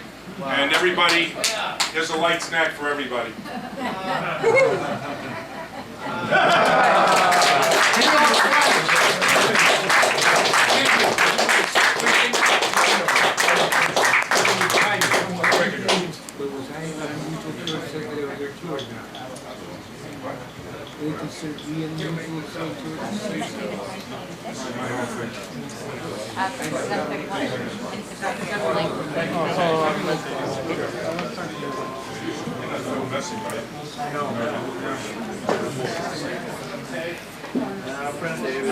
Bill Connor. Excuse me.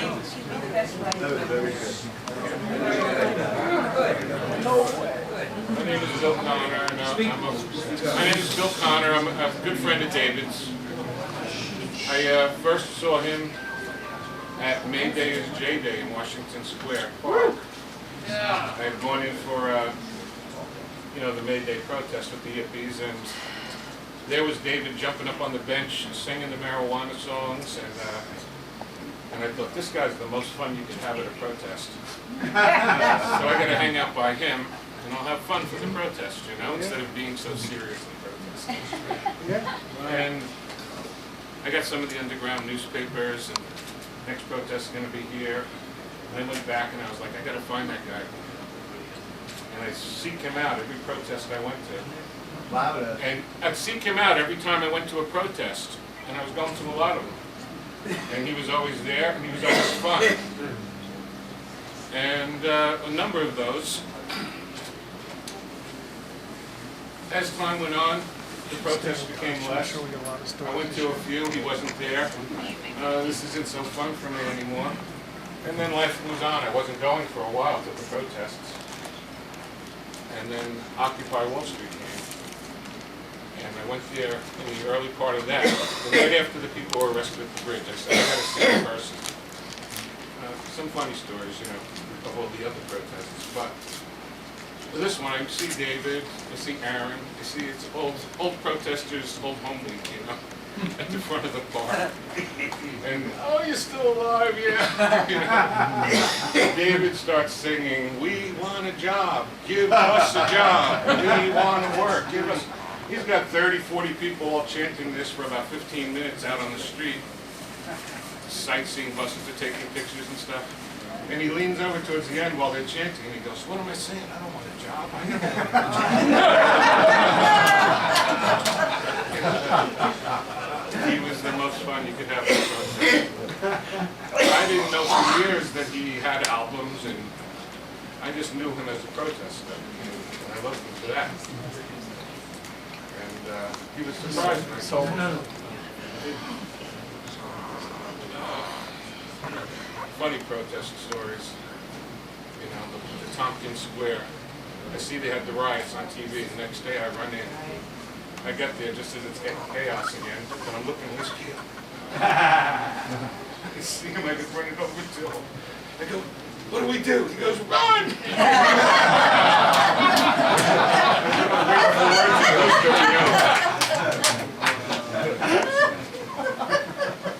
So much fun. So he took me into his band about 6 years ago. It was a lot of fun. We talk all the time on the phone, 5 days a week. And I'm really gonna miss him. Hit me the other day. Haven't heard from him in a few days, and it was like, you know, so I'm really sad. But his spirit is here with those that loved him, and we all did. And he's here. And there's a million other stories, but I'll give other people chances. And some of the stories other people told me. They were at some protest. David goes, come on, I'm taking everybody to eat. I'm like, what is he, rich? He brought him to the Hare Krishnas.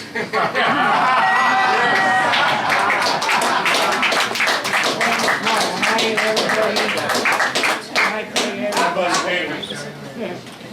We'll all miss him forever.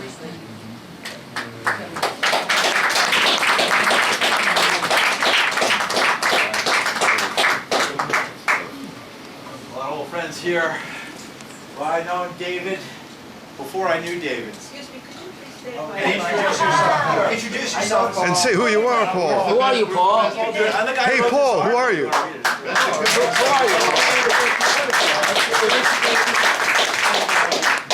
I met David, like I say in the article, I have to say, somebody had given me, I don't know if folks remember, before the internet, it was a time before the internet where you had to find out things. How did you find out things? You had to find out things in encyclopedias and word of mouth, things like that. And a friend of mine gave me a copy of something called Lillian Roxon's Rock Encyclopedia. Anybody get that? It was a big book, right? And it had every single rock band and a really cool little blurb about them, telling you what kind of music or what it was about. And I'm going through it, and you know, the Doors, the Dead, Zappa, all this stuff. Interesting. Wow, I was like 13 or something. And what caught my eye the most was this guy, David Peel, the Lower East Side. First of all, it was close to home, and I was from New York. But second of all, it was the Have a Marijuana was the name of the album. And the second album, or the first one, I think one before that, was The American Revolution. And it had this crazy guy in a Revolutionary War uniform running down, assaulting a street of tenement buildings in Lower Manhattan. And I'm like, wow, what's this about? And I have to get this record. So I went down, in those days, there was no internet, no iTunes, right? I went down to like Gimbel's department store. I went to the discount bin in this huge room, and sure as hell I found one of his albums for like $5, right? And I went, bought it and brought it home, and I listened to it, and I loved it, and I laughed about it. And the one, of course, of all the songs, the one that struck me the most, because it was so, today it's so common, right? People say fuck. It doesn't mean anything. It's like a meaningless word, right? But in those days, it had power. It was against the law. It was obscene, right? It was something that if you said, you could get arrested for saying it in those days. And here was a song that said what? Up against the wall, motherfucker. Yeah, right? And I play, and in those days, again, I'm dating myself, but it's interesting to put it in that context. Usually the record player was in the living room. Big wooden thing that had the TV in it and everything. And it was all in one thing, right? And when you played records, it was like for the whole family. You didn't just go and listen on your little thing alone. Everybody would hear it. And so I put that record on, and I got it tuned on full blast. It was big speakers and that big wooden thing.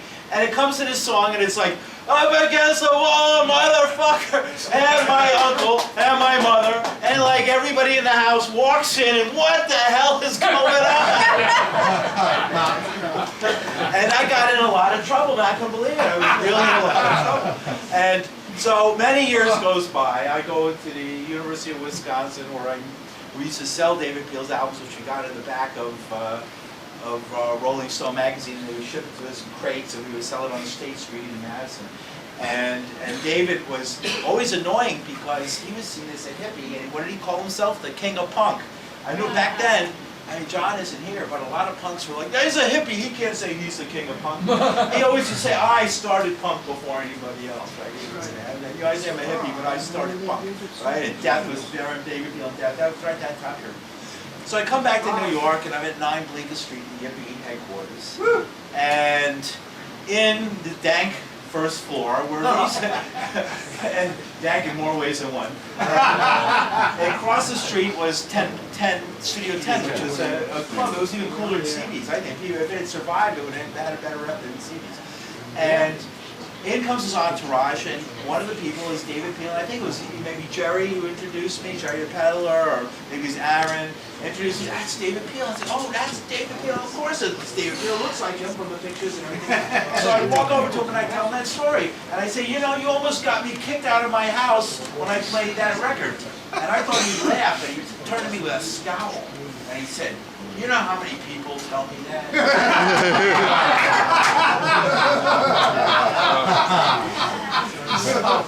That's my big story. I have a million stories. We all do.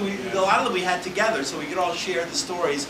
Chris here, me, and all the folks. We were, you know, in Town Square Park, how the police went crazy, started beating up everybody in the neighborhood like maniacs that night. And talk about Occupy. We had Occupy for 3 months, 3 years. I mean, they had 3 months here. At Town Square Park went on for 3 years. And where we had concerts every weekend, and there was a battle with the police and demonstrations. And I'll never forget, David was there at every one. And you know, whoever the hell he voted for, anybody votes, means nothing. Who you vote for is like totally meaningless. It's how you live your life that's important, right? And you can tell from the way that he lived his life, and all the people who turned out here to honor that life, what a person David Peel was, one of the greats of all times. And he, through his life and through the examples he set with his life, is set examples, I think. Although my mother was shocked and didn't like me listening to his music, I'm glad I did, and I would give the gift of that record to my children, and if I could find it somewhere, without a doubt, because they should listen to it, and I think everybody should listen to his music. So, man, my buddy, I love him, and I can't imagine that he's gone. I think he'll always be there with me and with all of us. Thank you.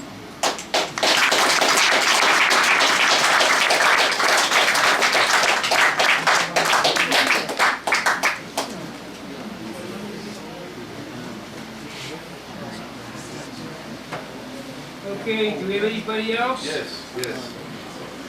Go on. Thank you, Aaron.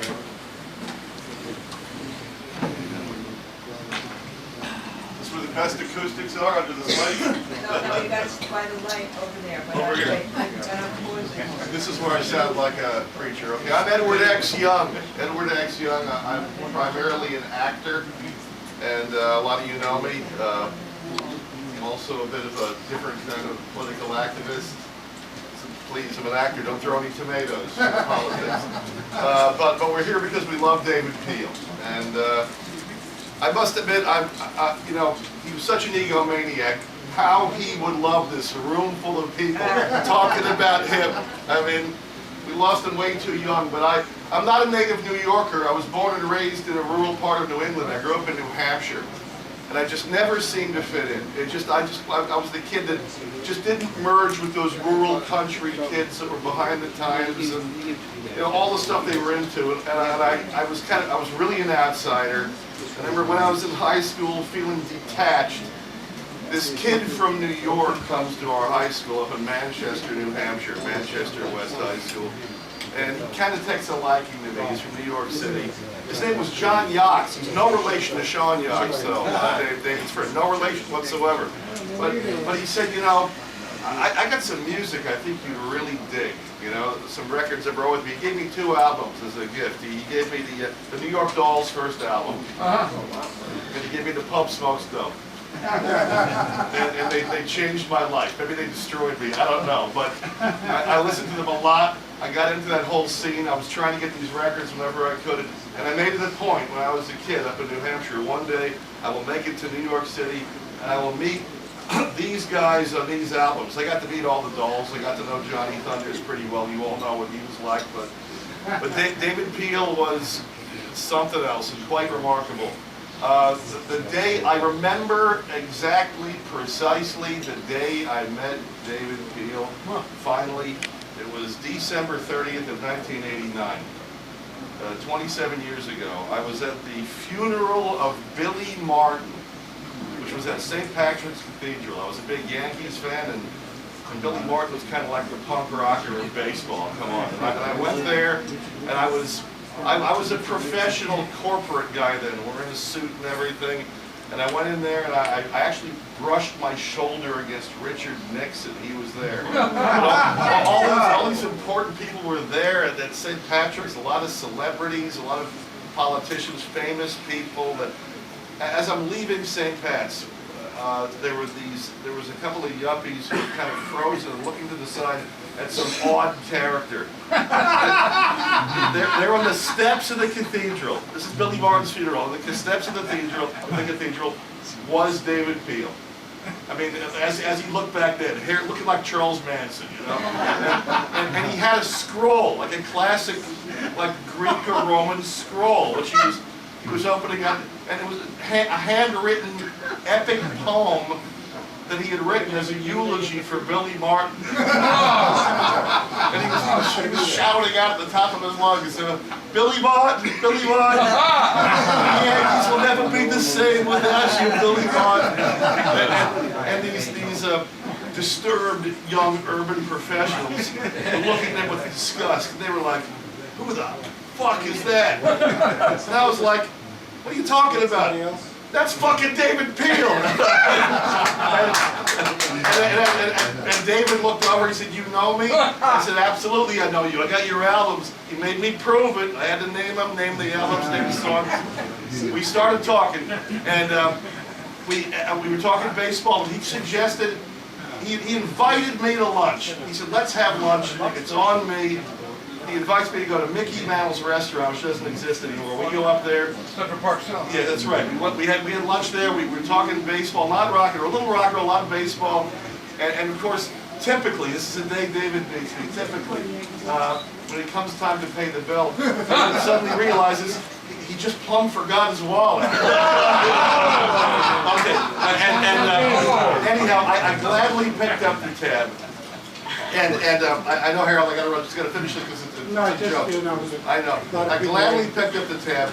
We ended up deciding to just hang out for the day. I said, what do you want to do now? And he said, let's go tour Trump Tower.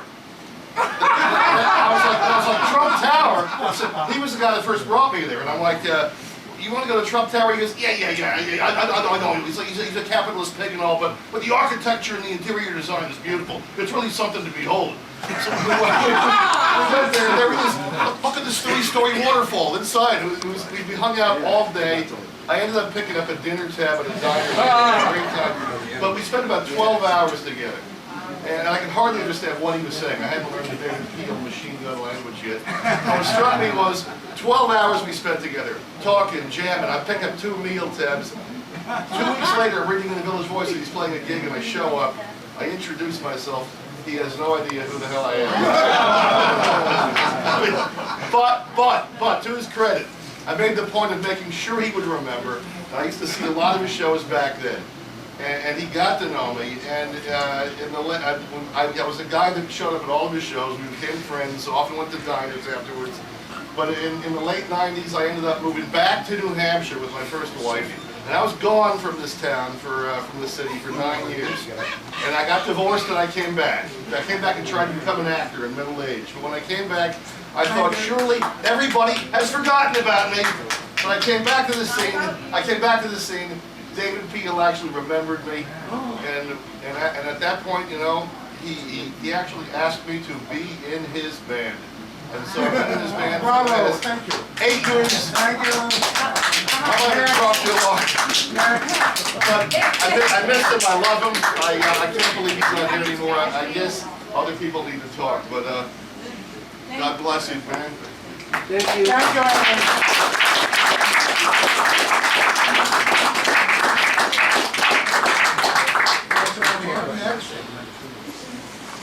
Nobody wants to go on the answer. I understand that.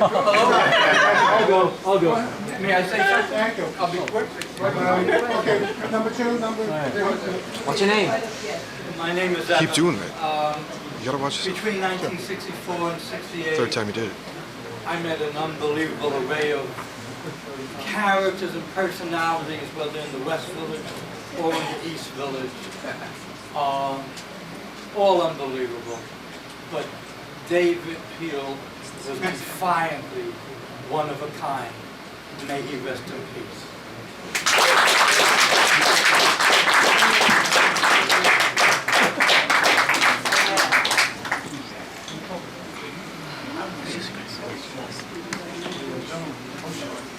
Yes, my name is Koshak. What's your name? Koshak. Koshak. Koshak. Kojak. Yes, like Koshak. Kolchak. And, Nice talker. Yeah, David was, he was more than just a friend for me, he was also a mentor. And I met him a long time ago in New York City. Central Park was the first place we met. Then I'd find him in those days he used to hang out in Washington Square Park. So I'd find him in Washington Square Park with his band of like merry pranksters, like weird people and stuff. And then in the 90s, I moved back to New York City, and we met up again, and he was really into computers or something. I ended up helping him with his computers for many years, and he was a big fan of Steve Jobs. And he was really into Steve Jobs and his life and like computers and this and that. So we used to talk about all those things. And I mean, a lot of people are wondering, like, you know, how David Peel could be, like, why he would like vote for a Republican. He was actually very radical. He wasn't really like, you know.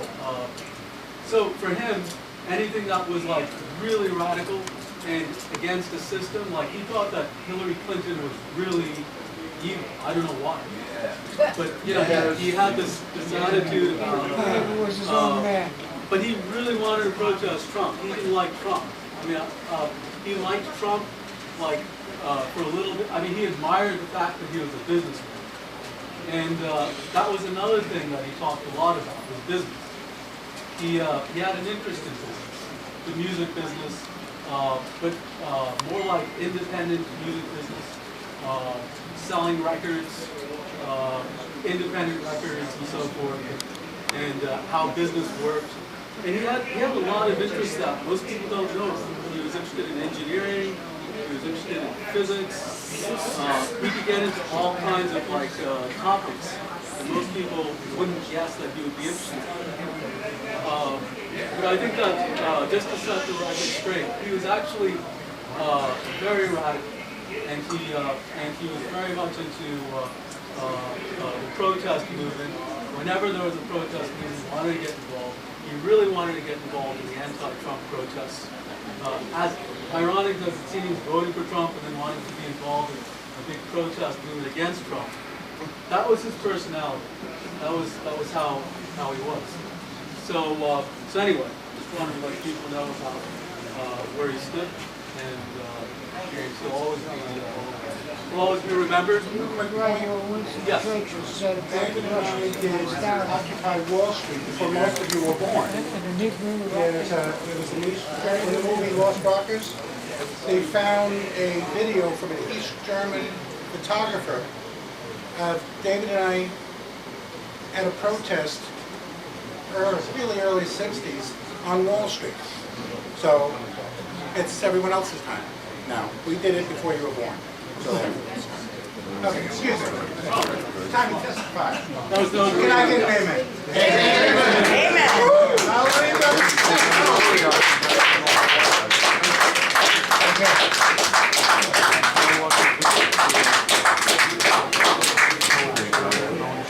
Next. I gotta say one quick thing.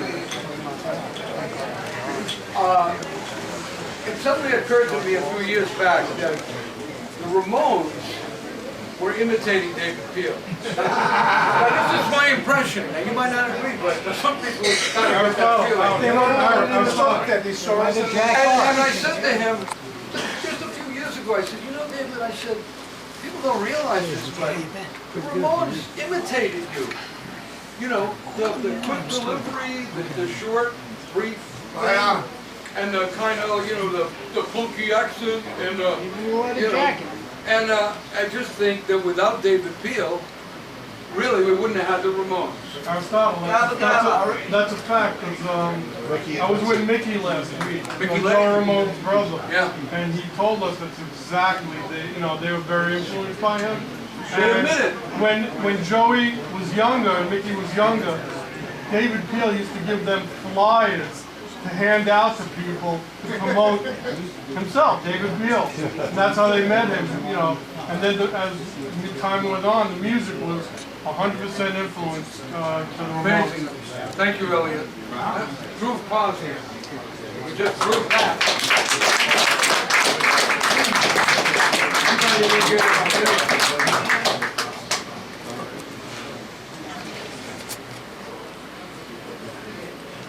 Well, firstly, I've never What's your been name? at oh, sure. What's your name, please? I will. I've never been at a memorial service where it's cool enough to wear sunglasses inside, so I'm going to join you all right now. In honor of David Peel. My name is Pat Byrne. I played with the Lower East Side off and on throughout the years, and I want to say that David Peel is, was, and will always be the king of punk. Right on. Yeah. He will take that with him to the next level. He was punk before punk. He encouraged other people to be punk. He produced and released G.G. Allen's first record and best record, right? Forget about that. He's singing backups on his songs on that album. It's amazing. This guy, I mean, I met him on the corner right across the street, the entrance of Tompkins Square Park. I was 18 years old. He was screaming and singing "Die Yuppie Scum," and I said, this guy gets it. I should out with him. And I would just start hanging out with him, and it was liberating. It was amazing. I don't know why, but in the last year of his life, I got back in touch with him. I do a radio show. I invited him to come on it, and we were back. I was back in that pocket, right with David Peel. I was on his. Back on his email list, back on his text list, and I loved it. I don't know what made me want to do it, but I reached back out to him. I think Hozak Records reissued King of Punk, and I had him on to promote it, and I'm so thankful. I'm so thankful that in the last year of his life, I got to be back in touch with David Peel, and the last text he sent me, the last text was telling me that Chuck Berry had died. And he said to me, he said, Chuck Berry had passed. Hail, hail, rock and roll. And I wrote back to him what he always would say to me, which was rock and roll forever, and forever rock and roll. Rest in peace, David.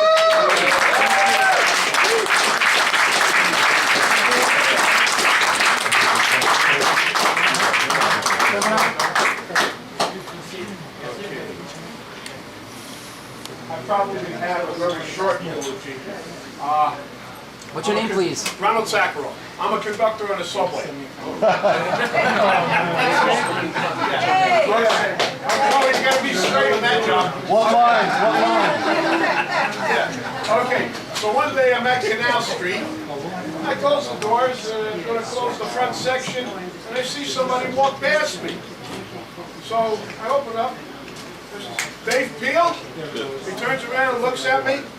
You still remember me? I says, of course. We talked for about 2 minutes, and my motorman's pissed off. What are you doing back there? Why didn't the doors close? But eventually, we said hello and goodbye and everything, and closed down, and that was my my recent encounter about 3-4 years ago at Canal Street. Okay, thank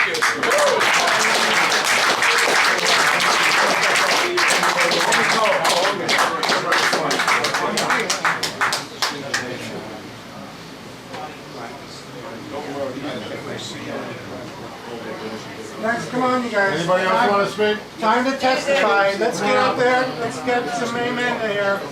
David's waiting. You all owe it to him. Okay. Excuse me. What's your name? My name is Ken. I met David Peel through the Howard Stern show because I was a big fan and I hear him do the Governor's song. And so I said, I gotta look this guy up. And I, believe it or not, he was listed in the phone book. There's two David Peels listed, one with the 212 number and one with a Peel box. I said, knowing that he was selling everything on the air, I said, this guy, that's gotta be the guy. I called him up. He didn't sound like him at first when I got him on the phone. I said, hello, is this David? He goes, speaking. I'm like, that's the guy. I said, David, big fan. I heard you on the Howard Stern show. He goes, you heard that? I said, everyone heard that, man. Are you kidding me? We arranged to meet. I played with a little known band that you don't even care about at this point. But I brought him one of my CDs. Which band was that? He sold me one of his CDs. He actually came to see us play at Kenny's Castaway CBGBs. We stayed in touch over the years. He sent me a 4-page letter once when I was asking if he wanted to go upstate New York and play some college shows in Albany. It was more of a lecture on how to arrange college shows. I don't know where the letter is. I hope to dig it up. But my favorite memory of David Peel was one day. It was the anniversary of John Lennon's passing. They always have that big vigil up at Strawberry Fields. And I'm walking in, and he's walking out. And I said, David, how you doing? Of course, he didn't recognize me. Every time I met him, I had to reintroduce myself again and again and again. Not very memorable, I guess. But anyway, I said, listen, when we get done, there's an Irish bar on the west side. I'd love to take you to for a beer. He says, okay. I went in, hung out for about 20 minutes, came out, he's still waiting there. I said, David, let's go. Walk into the bar.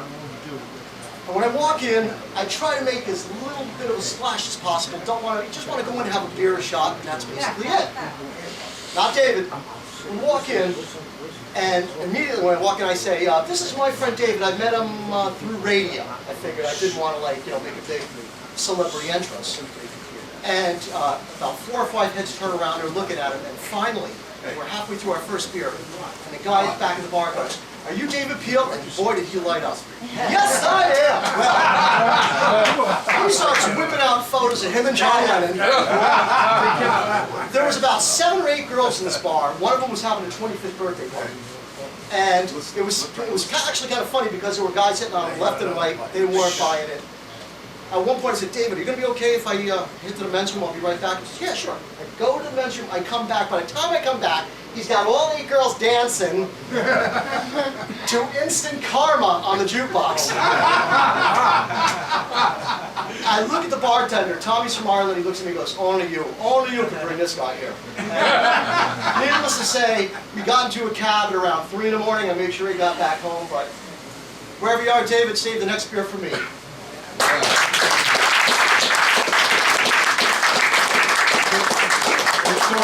The song was the Pataki song, right? On Howard Stern? It was the Pataki song. Yep, Howard Stern for that. The Pataki song. Time for a laugh, if I may. Very close to here, down the street from where David lived. Yeah. On the corner there was I think this was probably 67, a Chinese restaurant called Ningpo. All of us, after playing in the park, passing the hat around, and we just, okay, let's go eat. So we go to the Chinese restaurant. And this happened right down the street over here. We're all in there, we're paying for it, once the money's on the table, we leave, David's still in there. And we talk about picking up the tab, and yes, and we thank the tourists for the money, and we sold the banana grass, and we're in there, and David hasn't come out. So where's David? All of a sudden, we see David running out. He looked like the FTT florist guy, running down the street, his scarf flying, and running after him is a Chinese cook with a meat cleaver. And that's when we realized the tip was missing. Hey, in those days it was tough. So I remember that story. And it was freezing cold, and I never saw David run so fast. I figured I'd share that. So if I can get another amen? Amen. You know, there's some more out there. Step right up. My name's Guy Ward, NYC Live Rock. I know a few people know me. Live video streaming. My first exposure to David Peel was very interesting. If you know my history, and I'm sure David would appreciate this, I spent a lot of my years growing marijuana. Alright, and back in 1983, they had a videotape out for rent called Pot Shots. Alright, and it was a video that taught you how to grow weed. It was one of my first lessons on how to grow weed. Alright, and one of the songs on the tape was David Peel's song for Marijuana. I don't know if you know the song he does about marijuana? That was on there, and I was like, wow, this is a good song. My friend George reminded me that, you know, he's friends with John Lennon, and he gave me the whole spiel. Lo and behold, what, 20 years later, 25 years later, I'm at a Frank Wood show, I'm streaming it, and who shows up? And I swear this guy, I knew he had to be somebody big. I didn't recognize him because I didn't know him by face. And everybody was like, whoa, it's David, it's David, it's David, it's David. They're all like going, get away, here comes the man, you know? And sure enough, it was David Peel. Who knew that after listening to that or watching the tape, I would meet David Peel. And he's a great guy, and I'm sorry that he had to leave us so early. Too early, 73. 4. Anyway, 74? Oh, okay. No, it all depends on which you read. Hold on, that's fake news. They keep getting it backwards. That was my exposure to David Peel. Thank you. God bless you, brother.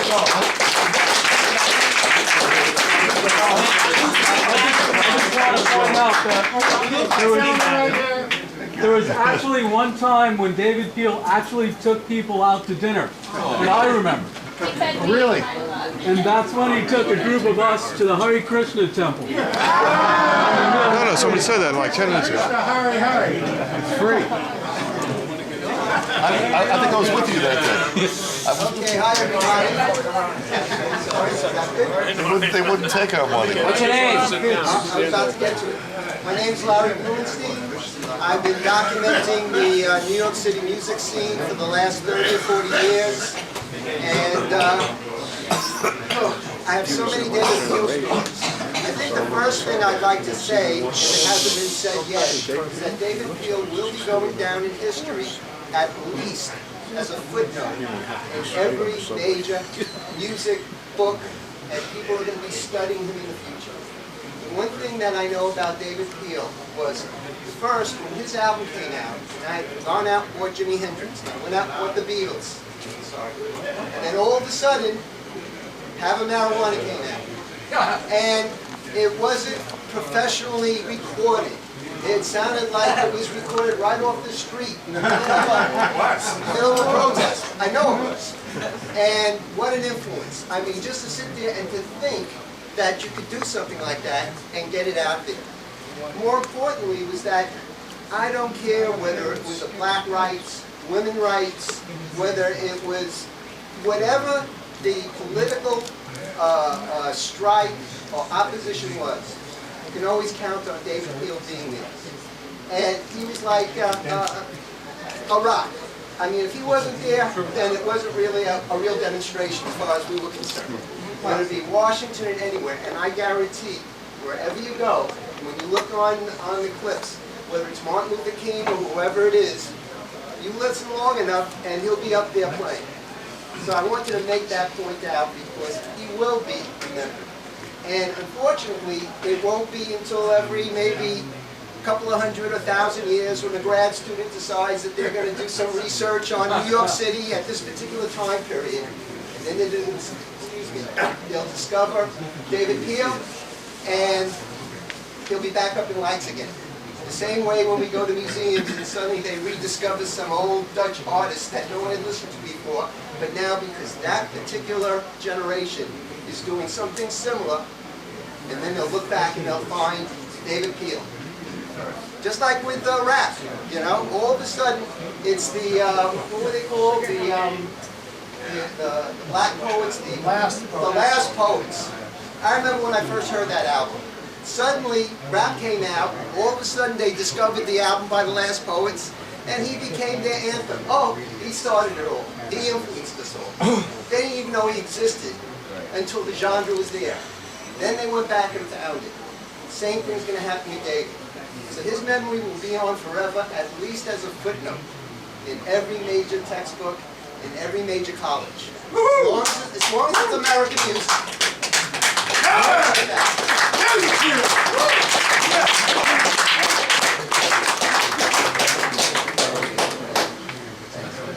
Goldstein. Goldstein. Aaron, come on. Good evening, everyone. My name is Charles, Charlie, and I've been writing about music since 1974 professionally. And but I was going to concerts long before that. My first concert was in Washington Square Park in 1968. I saw David Peel on the Lower East Side with Harold playing tambourine and Billy Joe White playing guitar. Right, Billy? I was a 15-year-old pot smoker, and I really thought this was really my identity. This is where I need to be. I enjoyed that concert so much that I went back the next weekend, and then the next weekend. And if people ask me, because at this point I've seen thousands and thousands of concerts and written about them in magazines, but people ask me, what was the first concert you ever went to? I think the first 20 concerts I went to were all David Peel on the Lower East Side in Washington Square Park, just every weekend. So, although I don't have a funny story to tell, well, maybe, I don't know. Whenever he and I would meet, he would always ask me how many times I went to see the Grateful Dead. I don't really know why, but that's one of the questions he always asked me. But we would sit even at places like Sidewalk and just talk about the music business. He was interested in how the music business operates, and I would tell him stories. And the only thing I really want to tell about this is that I just want to thank David, because as a 15-year-old pot smoker, I didn't know that I was going to go into the music business professionally. And it really was because I enjoyed his concert so much in 1968. I think anybody who has been to a David Peel concert here can say that, well, okay, he didn't sing the greatest, it wasn't the slickest show you'd ever see, but I don't think anybody could go to a David Peel show and say they didn't have a good time, right?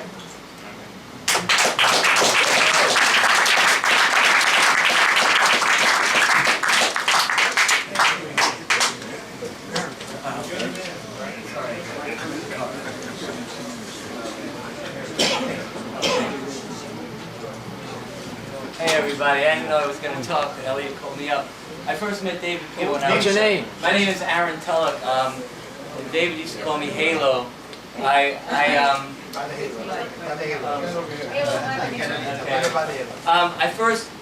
first met him.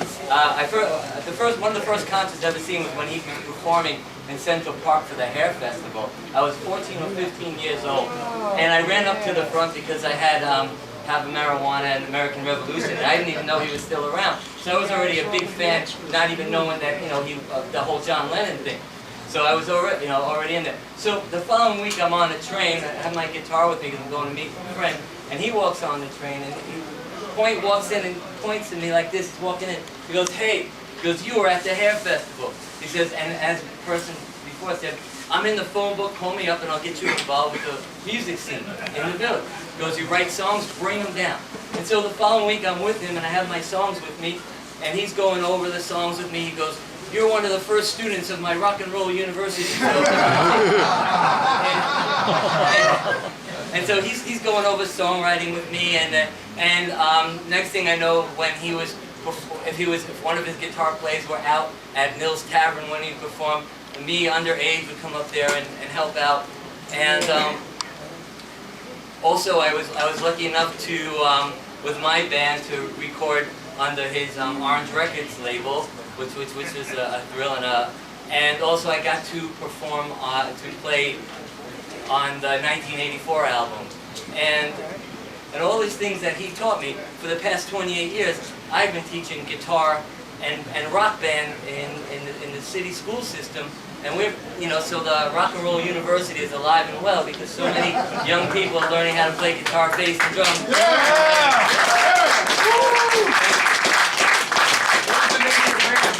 the 14th Wish. That was the band at the time, 14th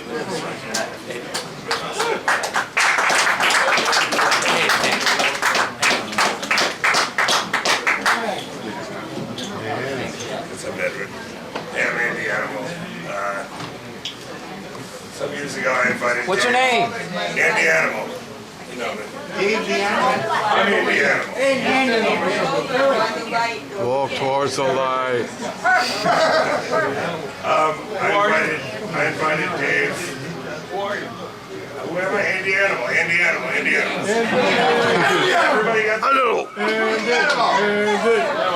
I invited Dave a few years ago to come play at one of my hippie freak out mushroom festival things I do upstate. 2-day vendors. Long story short, I can go on and tell you how much David Peel has affected me and touched me, but really up here because Sean Lennon sent me a poem that he wanted me to read that he wrote for David. Sean? Yeah, John Lennon's son, Sean. What? So he wrote a poem for David Peel. He was ahead of his time. One of a kind, hearted man. Fuck the man. Forever shine. David Peel, nothing is real. There's nothing to be strung out about. Even the president takes his medicine in the end. What you've really done, or what you've really done, you've won. Because the truth behind the sun is that we're one. We are all one. Sean Lennon. Yeah, I really just came up here he wanted me to read that, so.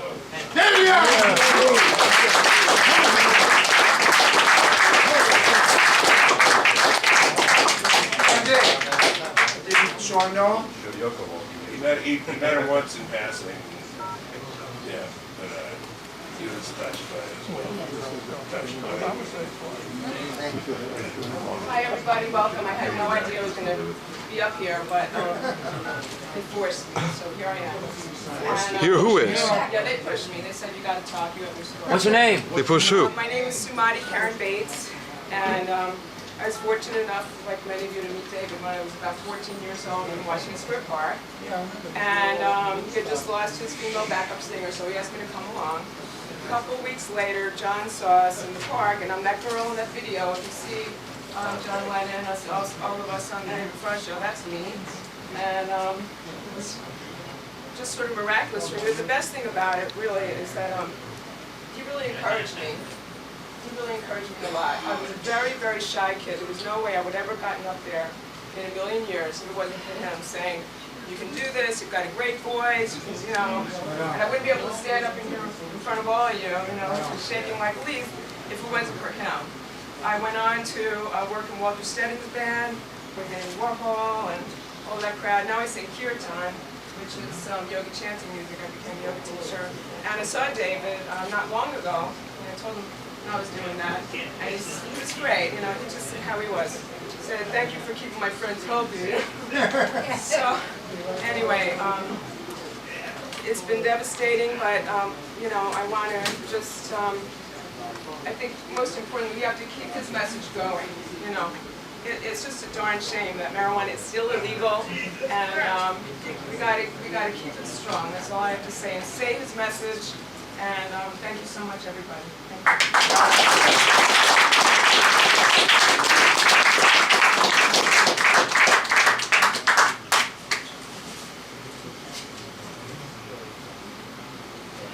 Hello, everyone. My name is Scott Davison. I've recently become reacquainted with Dave. The first time I met him was about 1984, where we had about a 2-hour conversation at his apartment about his Commodore 64 computer. If you could indulge me for just a second, I would like to say goodbye to David.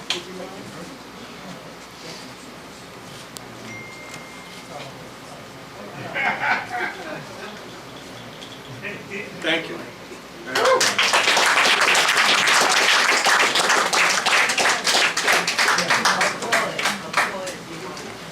Let's stop the video. Let's stop. He's using his phone. Yeah, I just had it here to stop it. All right, let's go on to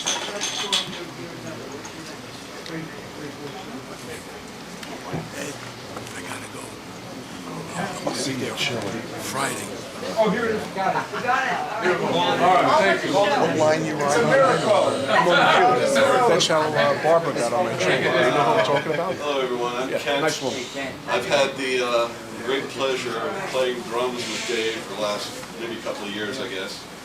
And let me tell you, just to be behind him and looking at all the goofy smiles of the audience as we were playing the songs was incredible. I just Towards the light. Okay, that's not what the lady said. Anyway, so you know, playing has been like such fun. Like when I've been, you know, on the shows. It comes to mind a little anecdote when we were playing a small club from Ludlow Street. my birthday. It's Gabriel's birthday. We're playing here for a birthday party. Anyway, so he's playing. They have the stage on like 1, 2, maybe 3 platforms. So he's like in the middle of the song. He's playing. All of a sudden, he takes a step over here. He falls over. Now there's a hush among the crowd. It's like, oh, you know, I know because I hear it when I fall over. So anyway, so everyone's like, "Was he all right? What happened?" So without saying anything, he gets up and it was in the middle of the song when he fell over. So he gets up, right back on stage, and he finishes the song like nothing happened. You know, like amazing, amazing. I admire that so much. Well, anyway, it's been a gas for a couple of years, and I'm gonna hopefully the Lower East Side Band will continue like Bob Marley and the Wailers. The Wailers continue. We'll figure out a way to get the Lower East Side Band to continue on. So thank you very much.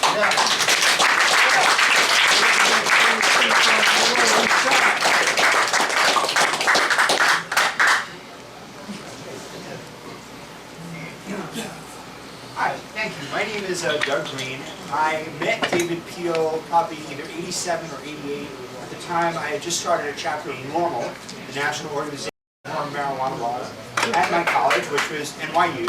And I met David Peel.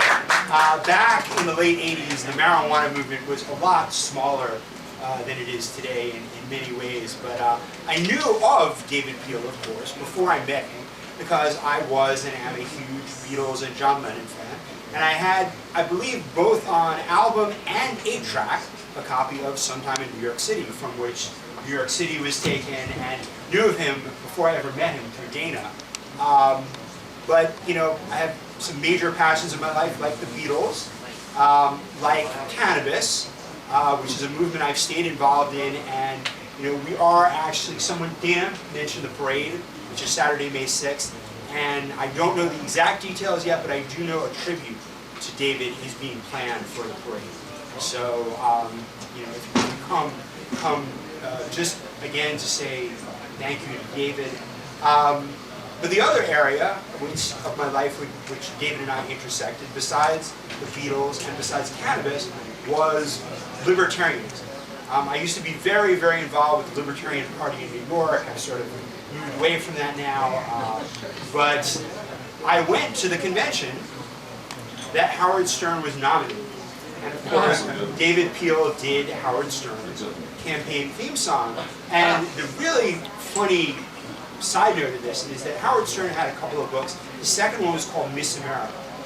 And there's a chapter in Miss America about that libertarian convention.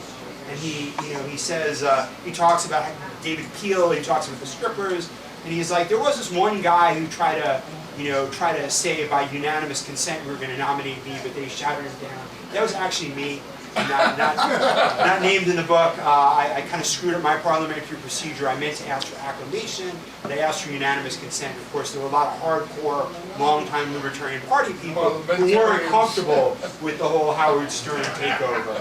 So, but the most important thing about David, and people have said this, is that he was a sweetheart. I didn't see him very often because I was like a suburban political activist, and he was a longtime denizen of the Lower East Side, which is part of how I hooked up with Dana, but he was a sweetheart. You know, the few times I did see him, he would always say, Doug, how you been? You look like the same as you did when we met in the late 80s, so young and healthy and refreshed, and he was just a super sweet guy, and you know, just being here, I've learned so much more about him and appreciate him so much more, and miss him even more. Thank you.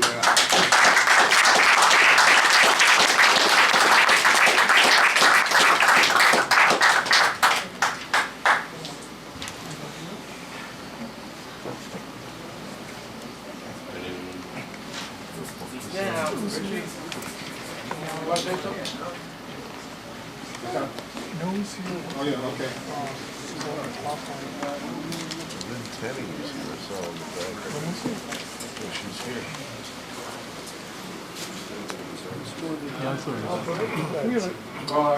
I'd like to say one thing. I'll forget to come down. Let me think about it. Thanks.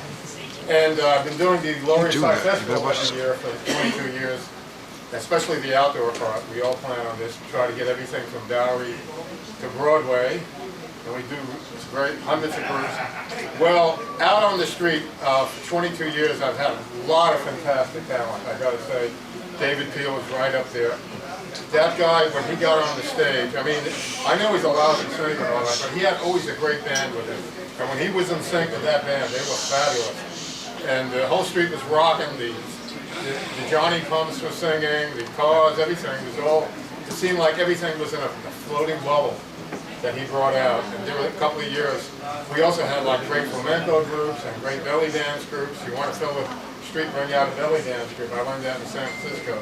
But David Peel can hold his own with anybody. He, you know, but as a soloist, you know, there was something to be desired. He sang in one note and stuff like that.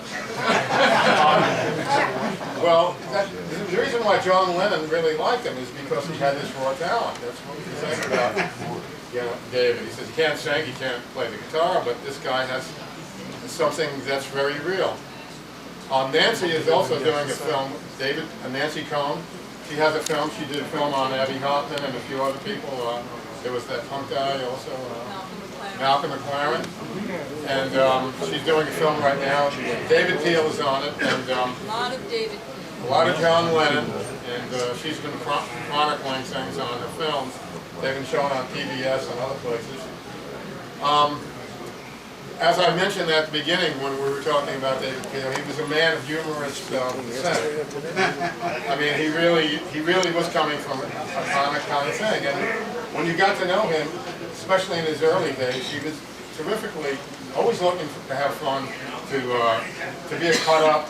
If he would mock people, he were too pompous and things of that sort. And he'd draw all these people. So in that spirit, I wrote a little piece. It's a very short piece. It's a comparative analysis of the 60s and today. Well, let me put my glasses on. It's a small writing.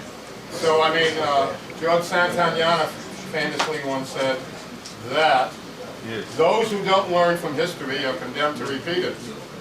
But I say those who have learned from history are condemned to watch other people repeat it. Okay, now this also, over here, if you didn't see last Sunday, the Village has an article that, and also the one last Sunday's New York Times is a very good article. And here's David Peel, along with Nobel Prize winners, and what the hell is he doing on this? Here's one columnist and Nobel Prize winner here, and here's David Peel. He got half a page here. And it's very well written by this guy, William Grimes. All I know is David Peel was an original. Like when I wrote my play Warhol in Hell in '92, Dave came over to me and said, Richie, he says, Warhol is hell.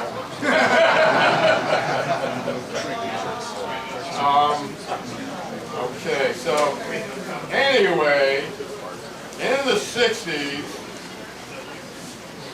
we rallied for civil rights, the war on poverty, and peace in Vietnam. We had a new left. We had an old left. Now nothing much is left. And we marched to our underpaid jobs and overpriced apartments. In the late 60s, when I was living on the West Coast, there was flower power and sunrise meditations. Now it's become tequila sunrises and power lunches. In the 60s, we tried to expand and transcend the mind. Today, people try to keep from losing it. Their mind, that is, because they're trying to expand their income, and they're losing that too. In the 60s, we had many visions of utopia. Today, most people just dream of winning the lottery. We went to Woodstock. Now it's a good stock tip. We believed in the future. Now it's the next quarter. In the 60s, we experimented with our lives. The human potential movement. We introspected with encounter groups. We meditated to reach enlightenment or satori. It was the interpenetration of East and Western cultures. So what's samadhi now? People just sit at the sushi counter eating yakitori. So much for the counterculture. And yes, so in the 60s we were connoisseurs of consciousness as we explored its steps and got spaced out with acid. Now it's antacid as the hipsters struggle for their own space. Yes, in the 60s we saw God in a grain of sand and heaven in a wildflower. Then it became the glittering tinsel of the reflection of someone's ass, swaying in a disco ball. And if you're lucky, you score on your disco heaven. In the 60s, we went back to the land, and we went to the moon. Now we're running out of land. So who wants to live on the moon? In the 60s, money couldn't buy you love. Now the material girl will entertain any offer. In the 60s, sex was free and natural. Make love, not war. Now it's expensive and dangerous. Make money, make art, anything but love. In the 60s, we had communal living. Now it's codependency and Airbnb. In the 60s, there was one big generation gap. We told it like it is, was, and should be, and we were rude to hypocrisy. Now it's the degeneration gap, and people are rude to each other while wearing the social mask and saying little. In the 60s, the conservatives went apeshit about the Red Menace and the Red Revolution. Now they drummed up a redneck revolution with the aid of a Putin love child. In the 60s, we hipsters tried to live idealistically in harmony with nature. Now it should be a matter of necessity as we realistically try to save the planet. In the 60s, we dropped out of the rat race of the establishment and joined Bohemia. Now too many rats run Bohemia. In the 60s, we tried to change the world. Now we have alternative facts, true lies, and virtual reality. In the 60s, we read voluminously. There were small used bookstores everywhere, particularly the downtown hip Manhattan. Now instead there are yuppie internet cafes with young professionals twittering away frivolously, never to plumb the depths of a book. In the 60s, people who exhibited this behavior were referred to as twits, yahoos, and halfwits. In the 60s, Dr. Timothy Leary prescribed advice. Turn on, tune in, and drop out. Now Donald Trump says, turn off, tune out, and drop dead. And if you're not paranoid, you're crazy. Now, in the 60s, the CIA used to make us paranoid. Now we're hoping they'll do the right thing and overthrow the Republican schmucktocracy. Thank you.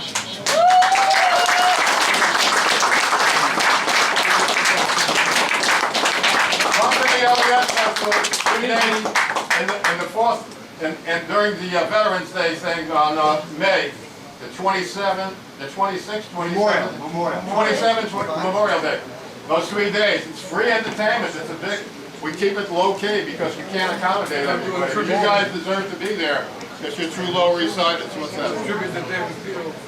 Yes. Yeah. And also, you know, maybe we should also do a little old chant today because he was a part of the Rainbow thing. Would people be okay if we stop sharing now so we can go say goodbye to him personally? Because we have to leave at 7. Okay, listen. Okay, this is Pie Man again. I forgot to mention to people. There is a movie that was on Showtime which features David in the beginning. It's called In Pot We Trust. It has one of our pot marches in the beginning. It's on. You can see that on YouTube. Can you remember that? In Pot We Trust. Easy to remember. And I think it'd be a great idea for people one-on-one to pay their respects to David. It can be done in a mellow way because we want to give him a proper send-off to the crowds. And remember, David lives, and I want to see you bring at least 10 people each to the pop march on the 6th. Because you gotta show Sessions and these other idiots that we, the pot smokers, are going to prevail. Open your hand and go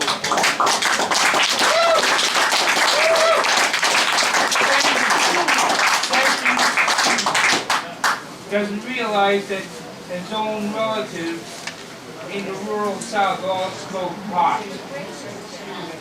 You mean, pot is a major staple in that part of the country. Even all rednecks smoke pot. Everybody smokes pot.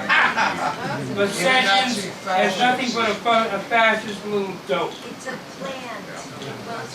It's a plan. Sessions is a dope.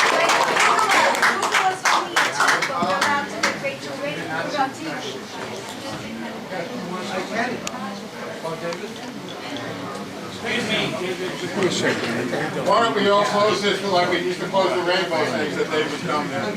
We can do Oz or Ohms. So let's do this to David. And marijuana is the best antidepressant ever invented. Right? They're beginning to discover that now scientifically. Okay, so let's...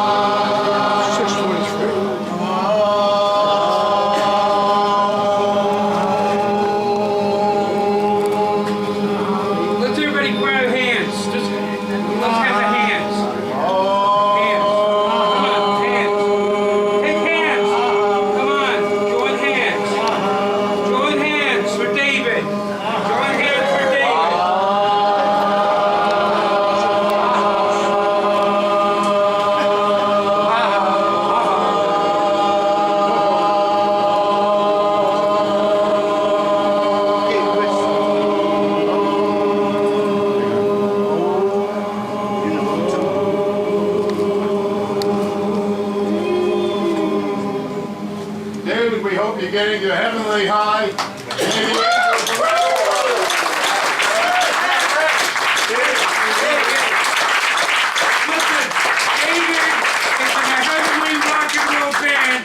With John Lennon, Paul Kander, Brian Jones, Janis Joplin. He's up there playing rock and roll. Big Man Jerry.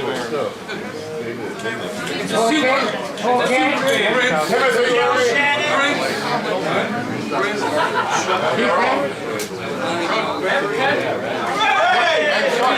Jeffrey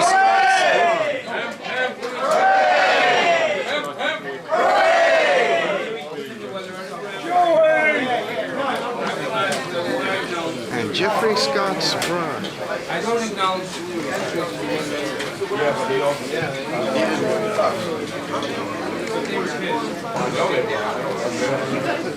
The only ones brought us out. Months, right? Yeah. No one even thought to do that. Hey, it's okay.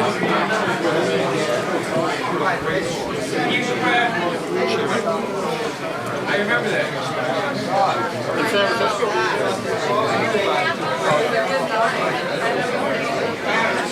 Nice turnout, man. Yep, it's a nice turnout. A lot of people. I was wondering, like, maybe we got too small a place. What? I was worried that we got too small a place. No. Elliot,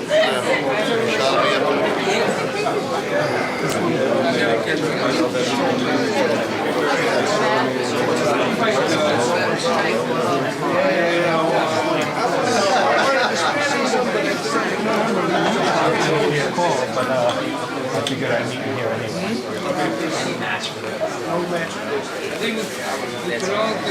Listen, we're going to go to Tompkins first. I'm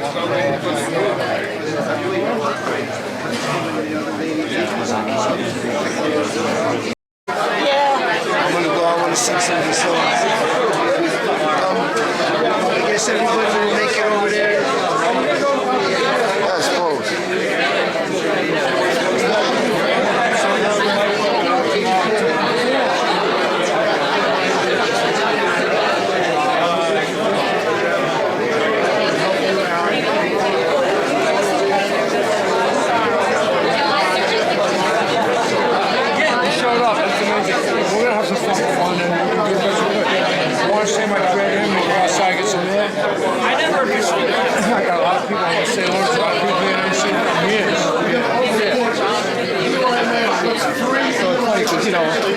down here so for like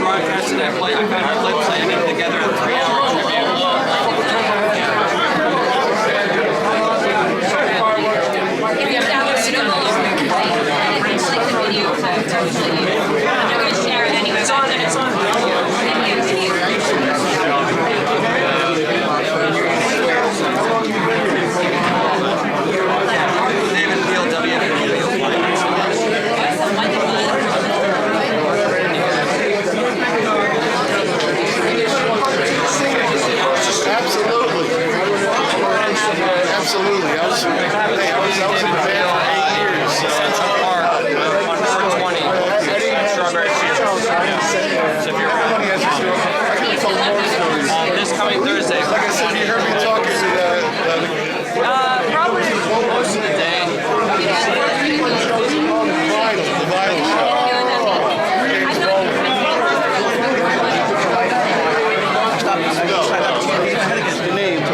I remember several years ago we were doing a punk concert at the park. If you heard me tell the story, and they wanted David to put out a word to free Bradley Manning. David was like, "Who the fuck is Bradley Manning?" It was breaking the news. I think this is. He did that at Tompkins. He actually sang that at Tompkins. This was brand new. David's credit was brand new. We were just hearing about this guy. And so when David gets on stage in the park before the crowd, he goes, "We all got a free Eli Manning." Oh, no. That was great. It was a classic Peel moment. Yeah, but Lots of moments like this.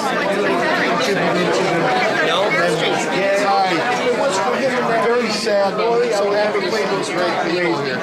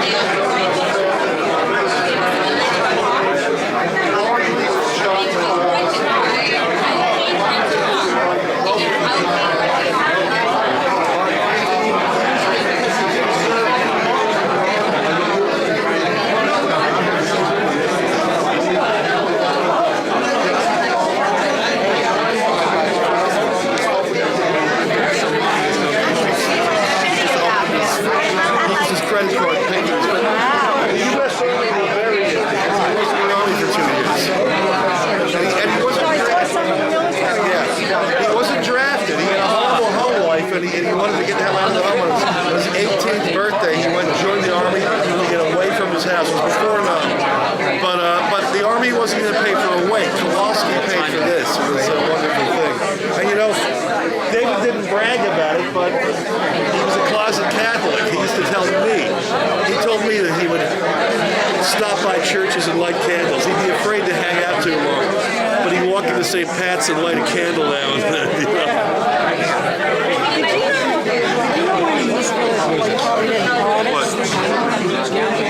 Well, I mean,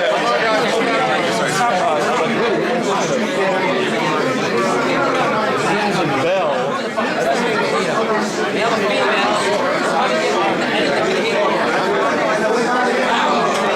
Ah, there he is.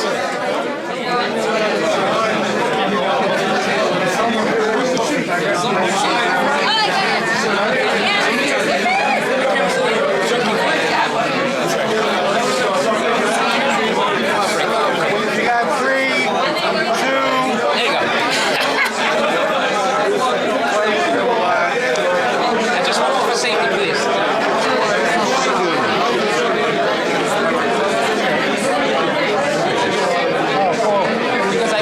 Send it to me on Facebook and Messenger. We'll do. And we can post it on the wall. Cool. You gonna keep this? Yeah, please, it's yours. I want to do a really good piece on David, and I got to go to the source, you know?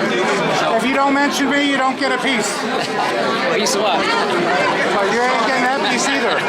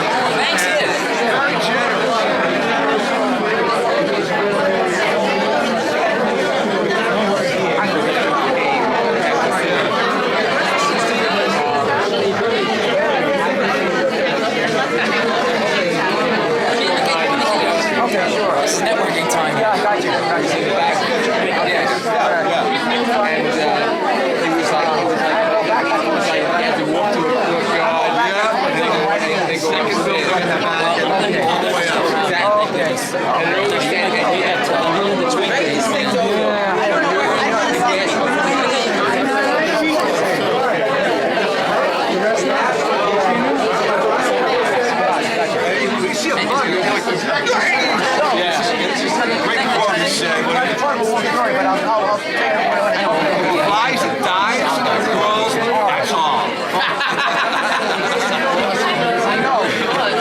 Should be great rates of reasons. Yep. When I was in years at Shul's house, and he had a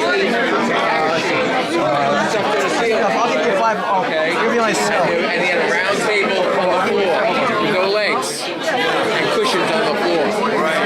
Okay? We were sitting in the park one time, he invited me over. I know you.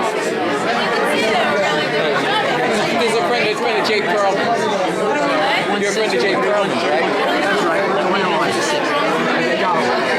So? Okay. Okay, well, I thought you were a friend of Jake Perlman. We got a wife. Great. I was going to say, like, okay, yeah, how can you totally confused with somebody else? I was like, hey, stick with it. Okay. Well, preserve your corpse. We're up to this place. We're up to his place. They say Die Young. All around the wall. Yep. You know, and I said, what is it like this?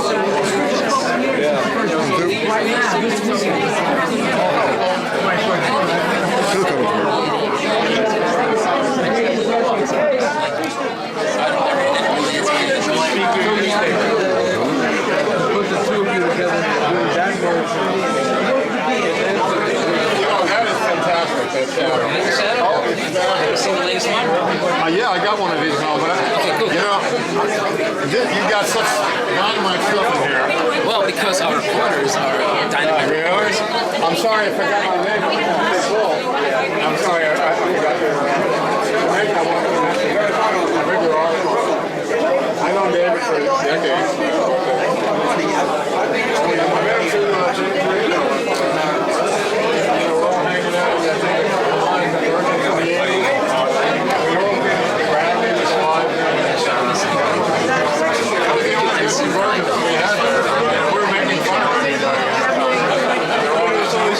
next generation of celebrities coming. The next generation of people will become celebrities. That's actually, let's we're doing it. Guarantee we're doing it.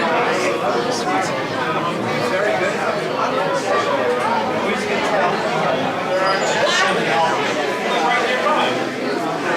I'll send you an email. I've got some questions about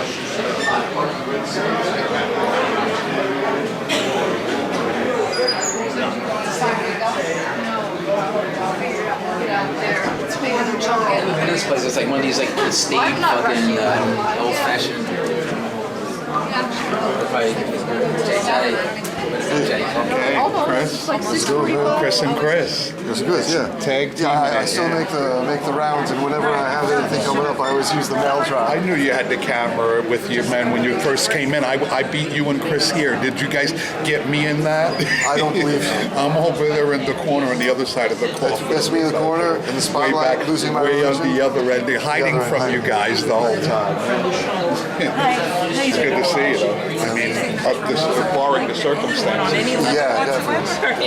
You said you guys were all... But this guy, I'll tell you, man, we're all in the band with him, man. That's why they called it David Peel and the Lower East Side. Yeah. We're all in the band. I was saying I There's was nothing to think about. You're in the band whether you like it or not. Right? That's it.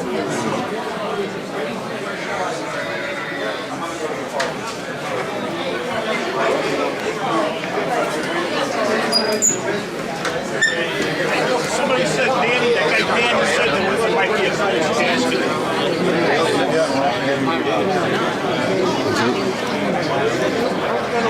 People not here, other people inside. How's the project? I'll see you guys.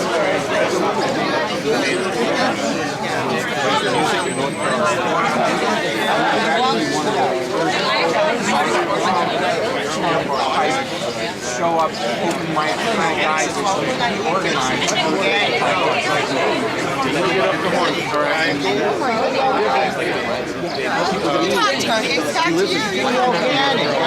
He made up for it.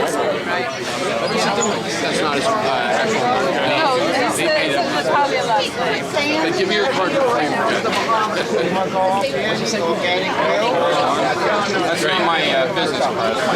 I know you. Now I see what's going on today. I know you. We've met. It's not just yesterday. Late 40s. Late 40s. 56, man. Hey, man, the fact that you're alive. Yeah, I agree. Decrepit. Still active. Being political and being myself.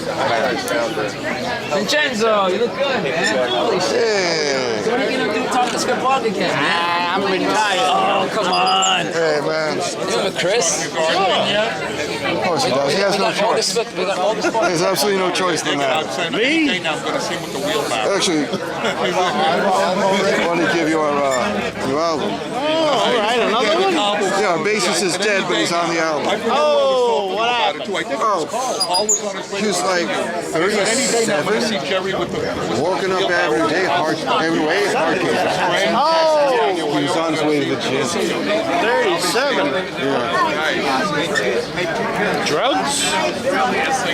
He was a very heavy drinker. He had a hellacious childhood, and so just to get through the day, he was on a maintenance drunk. But, methadone? No, just drinking. But, he actually went into rehab the day after seeing us play in Tompkins. He was there with a bunch of his friends, so-called, and they were trying to rip us to shreds, and he's like, "Dude, I like these guys. Say what you want, but I like these guys." He goes into rehab, sitting across the room nodding out is a girl wearing one of our t-shirts. It was the girlfriend of one of our former bass players. In the rehab? In the rehab in Queens. Good. And based on that, he ends up joining the band. Recruiting from rehabs. Yeah. But Jerry Rubin and I had roots in Cincinnati. Well, that's it. That's it for David. yeah, I'm gonna miss hearing the same songs every single year. Worst versions of them every year. Yeah. The thing is, he's a fabric of the whole fucking community. It's like, you know. He always had a good funny energy. Never like drama, you know. Like these scenes, you get a lot of drama and people fighting. It's like those bands where it's like every song they play sounds like the same song, but it's such a good song. It's not that one note, but it's a note you never get tired of hearing. He always added a good party thing to the whole thing. Yeah. And an activist too. He was at all the demonstrations. Yeah.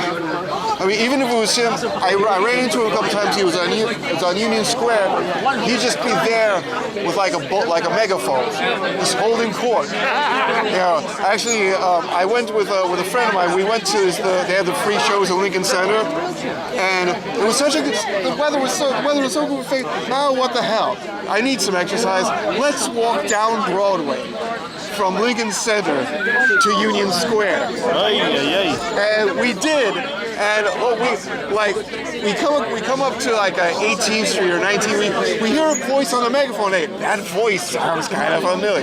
Mr. Iconicide. Hey, how are you? And lo and behold, it's David Peel. And he's got his beat bullhorn. One of a kind. All these like 20-somethings and whatnot. And he's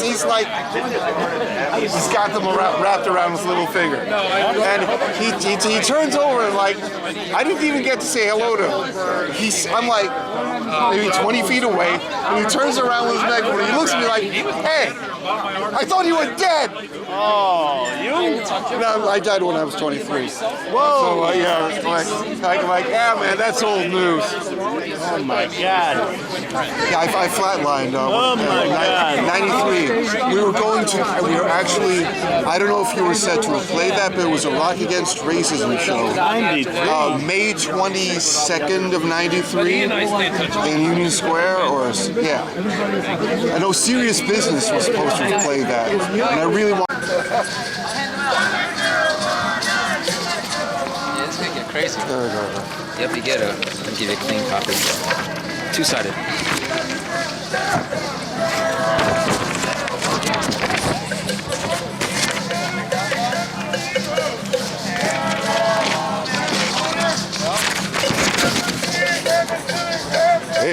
Hey. I keep running into people. Me too. Yeah, there's going to be a lawsuit coming down the pipe. All right, lawsuit. Let's go, man. Let's go. See you.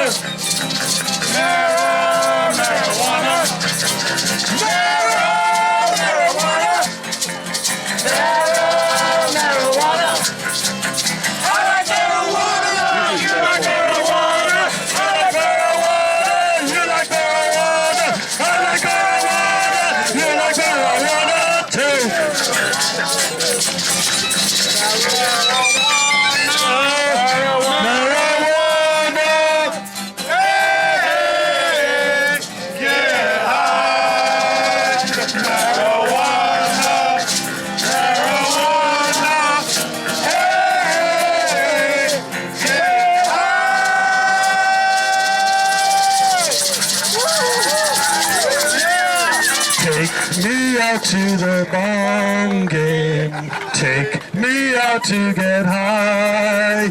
Buy me some reefer, not crack or smack. I don't want the monkey on my back, 'cause it's root for the Stone team. Everybody gets high, and it's 1, 2, 3 tokes, you're out at the old ball game. All right, who knows the Pope smokes dope? Anybody in guitar know the Pope smokes dope? The Pope smokes dope. The Pope smokes dope. The Pope smokes Pope. Let's go, guys. Take it away. Pope smokes dope.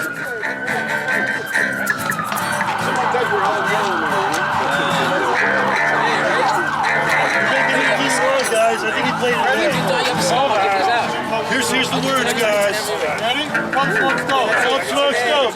The Pope smokes dope. The dope smokes Pope. The Pope smokes dope. The Pope smokes dope. God gave him the grass. The Pope smokes dope. He likes to smoke it fast. The Pope smokes dope. The Pope smokes dope. The Pope smokes dope. Oh yeah. Oh yeah. Oh yeah.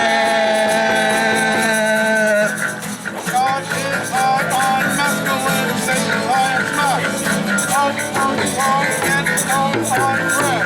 Jesus brings the back. Jesus Christ is stupid. His feet and the shot of truck. Pope and Pope got stoned and low. Jesus gets drunk. The Pope smokes dope. The Pope smokes dope. Can you see the vocals? The Pope smokes dope. Smokes dope.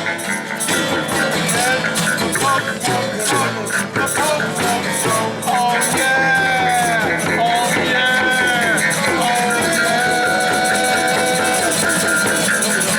Jack and Jill ran up the hill to fetch a pail of water. Jill forgot to take a pill. Now she's got a daughter. Taking pills is not a joke. Be Pope. First we talk to be a Pope of marijuana dope. The Pope smokes dope. The Pope smokes dope. The Pope smokes dope. He likes to smoke it fast. The Pope smokes dope. He's a groovy head. The Pope smokes dope. The Pope smokes dope. Oh yeah. Oh yeah. Oh yeah. The Pope's getting higher. Higher.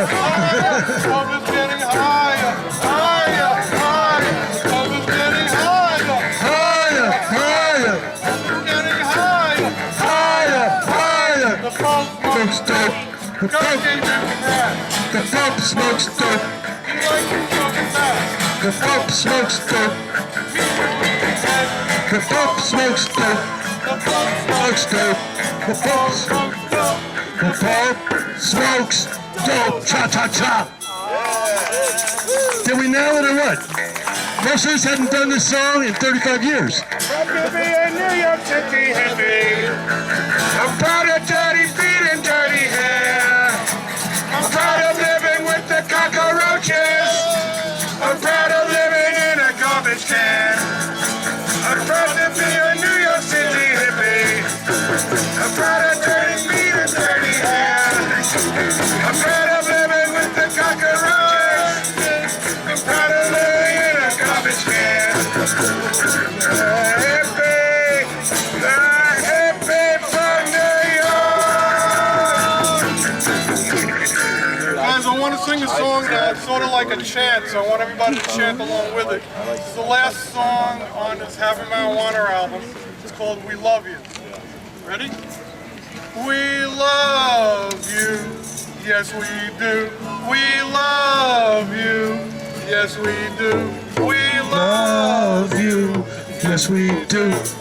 Na na la la la la. La la la la la la. Now everybody repeat after me. We love you, yes we do. We love you, yes we do. Love you, yes we do. Love you, yes we do. La la la. If we live or die.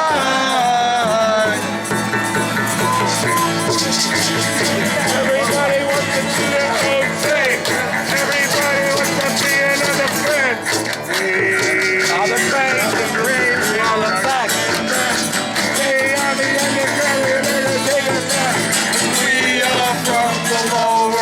side. We don't give a damn if we live or die. We are from the Lower East Side. We don't give a damn if we live or die.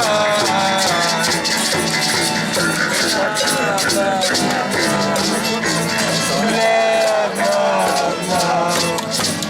Love, love, love. Love, love, love.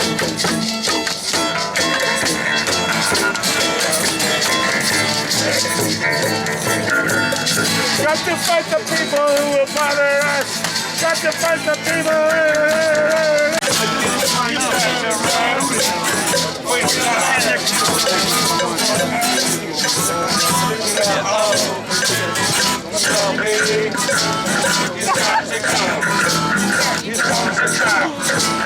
I'm dressed in green. He's not a cop. It's Dairy Queen. He'll turn you on. He'll turn you off.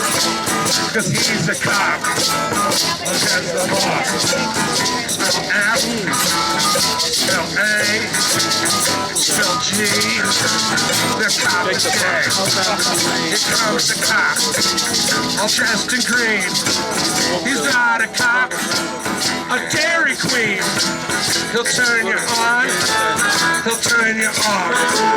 Cause he's a cop. Cause he's the boss. Here comes a cop. A city cop. Gonna shop for a cop. The C. The O. The P. He's got to go.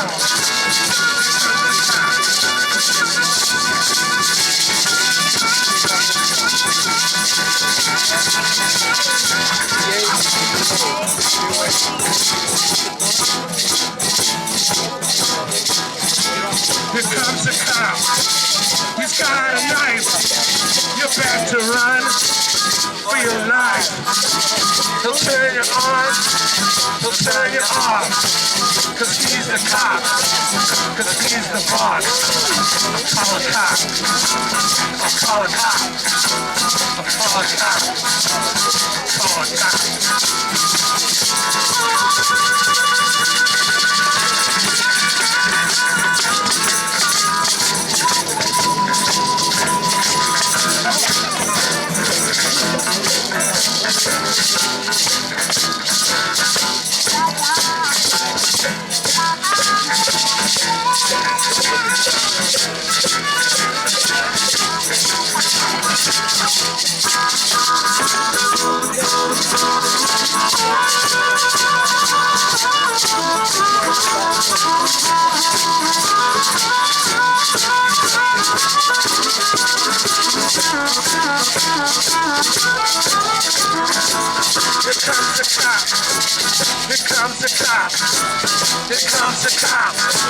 A city cop, gonna shop for a cop. Here comes the cop. Here comes the cop. Here comes the cop.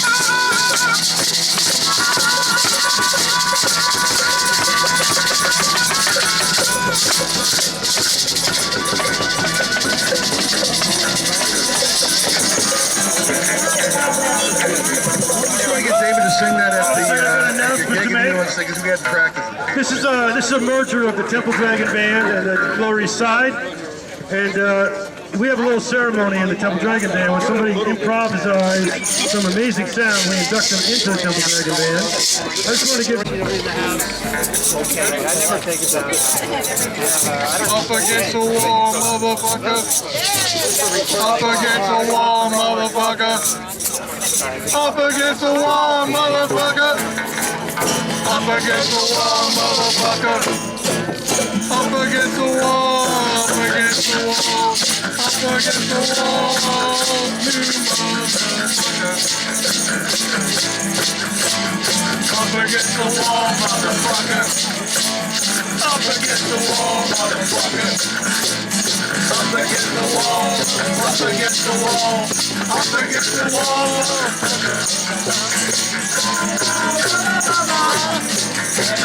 La la la la la la.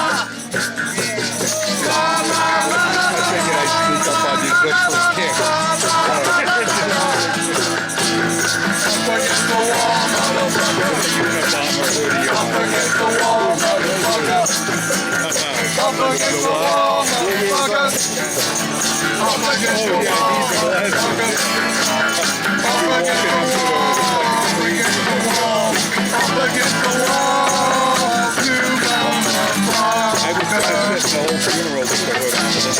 but I'm taking the black wall. I'll take the wood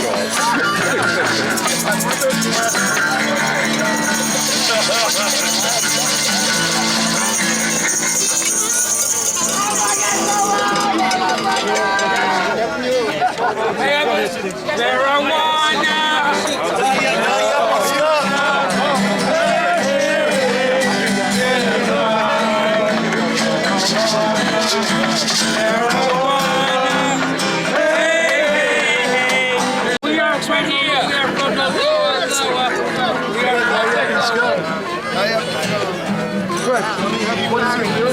Share it though. Double-sided. All right. The lyrics are right here. You guys say sharing and marketing. I have to remember this event part. Let Koshak step up. I am a runaway. You know the swordsman's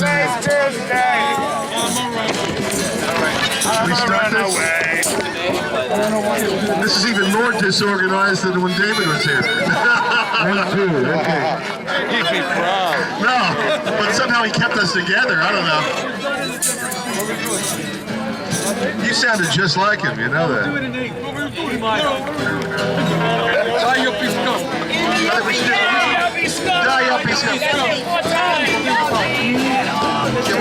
We're getting the chords. We're getting the chords down. When do we start?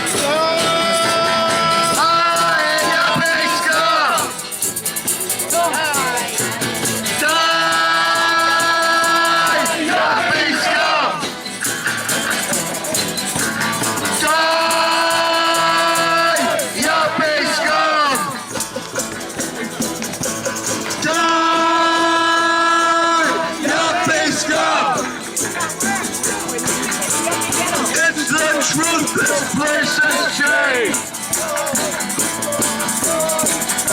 And all the people I know are strange. Life in New York has become the living dead. Taken over by the money of the yuppies of death. In the yuppie ghetto.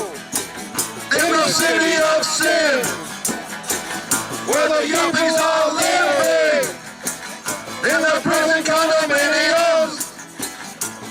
Die, yuppies come. Die, yuppies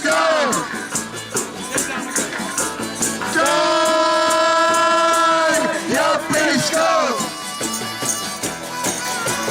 Die, yuppies come. Tear down the ghetto, we've had enough. Human beings are having a look. Yuppies got cash, why should they care? I can see their attitude is spreading everywhere. Yuppies come. Sing it too fast. There's pauses between the lines. Yuppies come.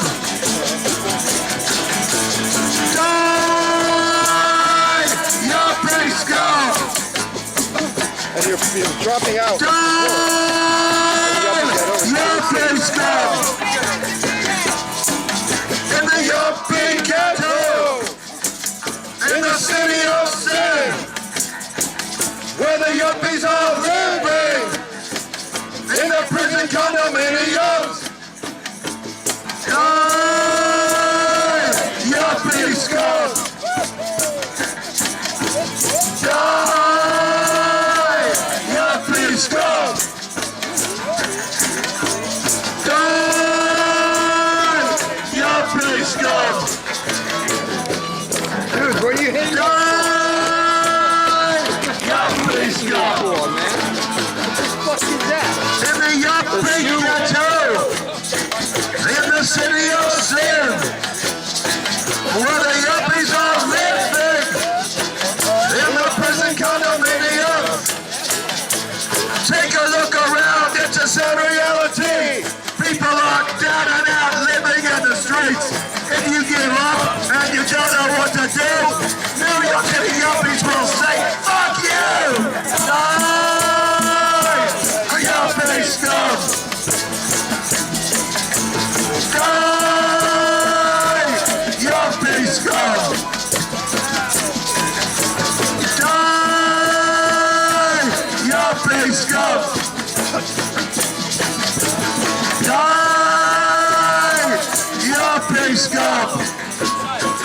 comment on average kids. In the Yuppie Ghetto, in the city of sin, where the yuppies are living, in the prison condominiums, we got to fight and beat the yuppie devils who are taking over the city of New York.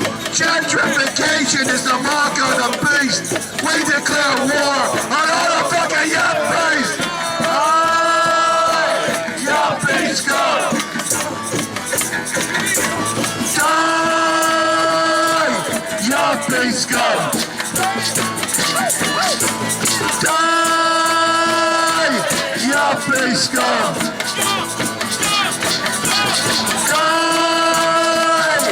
Yuppies go! In the Yuppie Ghetto, in the city of sin, where the yuppies are living, in the prison condominiums, in the Yuppie Ghetto, in the city of sin, where the yuppies are living, in the prison condominiums. Yuppies go! Die! Yuppies go! Die! Yuppies go! Die! Yuppies go! Get the fuck out of New York, you pigs! Let's hear for the Lower East Side Band and the Temple Dragons. Rocking it for David Peel. We love you, David. Your spirit is a good place to be. Hey, for those who didn't make it to the funeral, or for those outside spectators, John Lennon's son Sean sent me this poem. I figured I'd reread. He wrote for David. He said he wanted me to read it to the people. Poem for David Peel. He was ahead of his time. One of a kind, hearted man, fuck the man, forever shine, David Peel, nothing is real. There's nothing to be strung out about. Even the president takes his medicine in the end. What you've really done, you've won, because the truth behind the sun is that we're one. We are all one. Sean Ono Lennon. That's it. Awesome.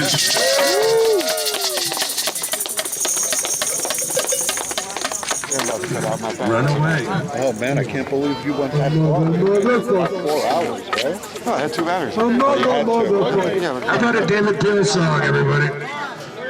This I gotta do another induction because that song just blew my mind. And I think this is the guy with the vibe who's leading that song off. Die Yuppie Scum! That's the song we gotta learn and play to our kids! I'm gonna induct you into the Temple Dragons. The only thing you gotta do is make one promise. You gotta promise not to hurt anybody. Too old for that. Okay, well, as long as you say you promise. I besmirched This my reputation. is the 7-pointed star of the Magi. It's the symbol of the Temple of Dragons. We collect no money. We don't ask for donations ever. We don't want any. And we ask nobody to take money in our name. We have no accountants. You know what I mean? But our society is based on getting together and jamming and doing improvs and sharing that energy. And everybody can be in this movie. Just got to come up and grab one of these instruments or just sing with us. And you get your way into the Temple Dragons too. But today, at this time, this brother here, what's your name? Edward X. Young.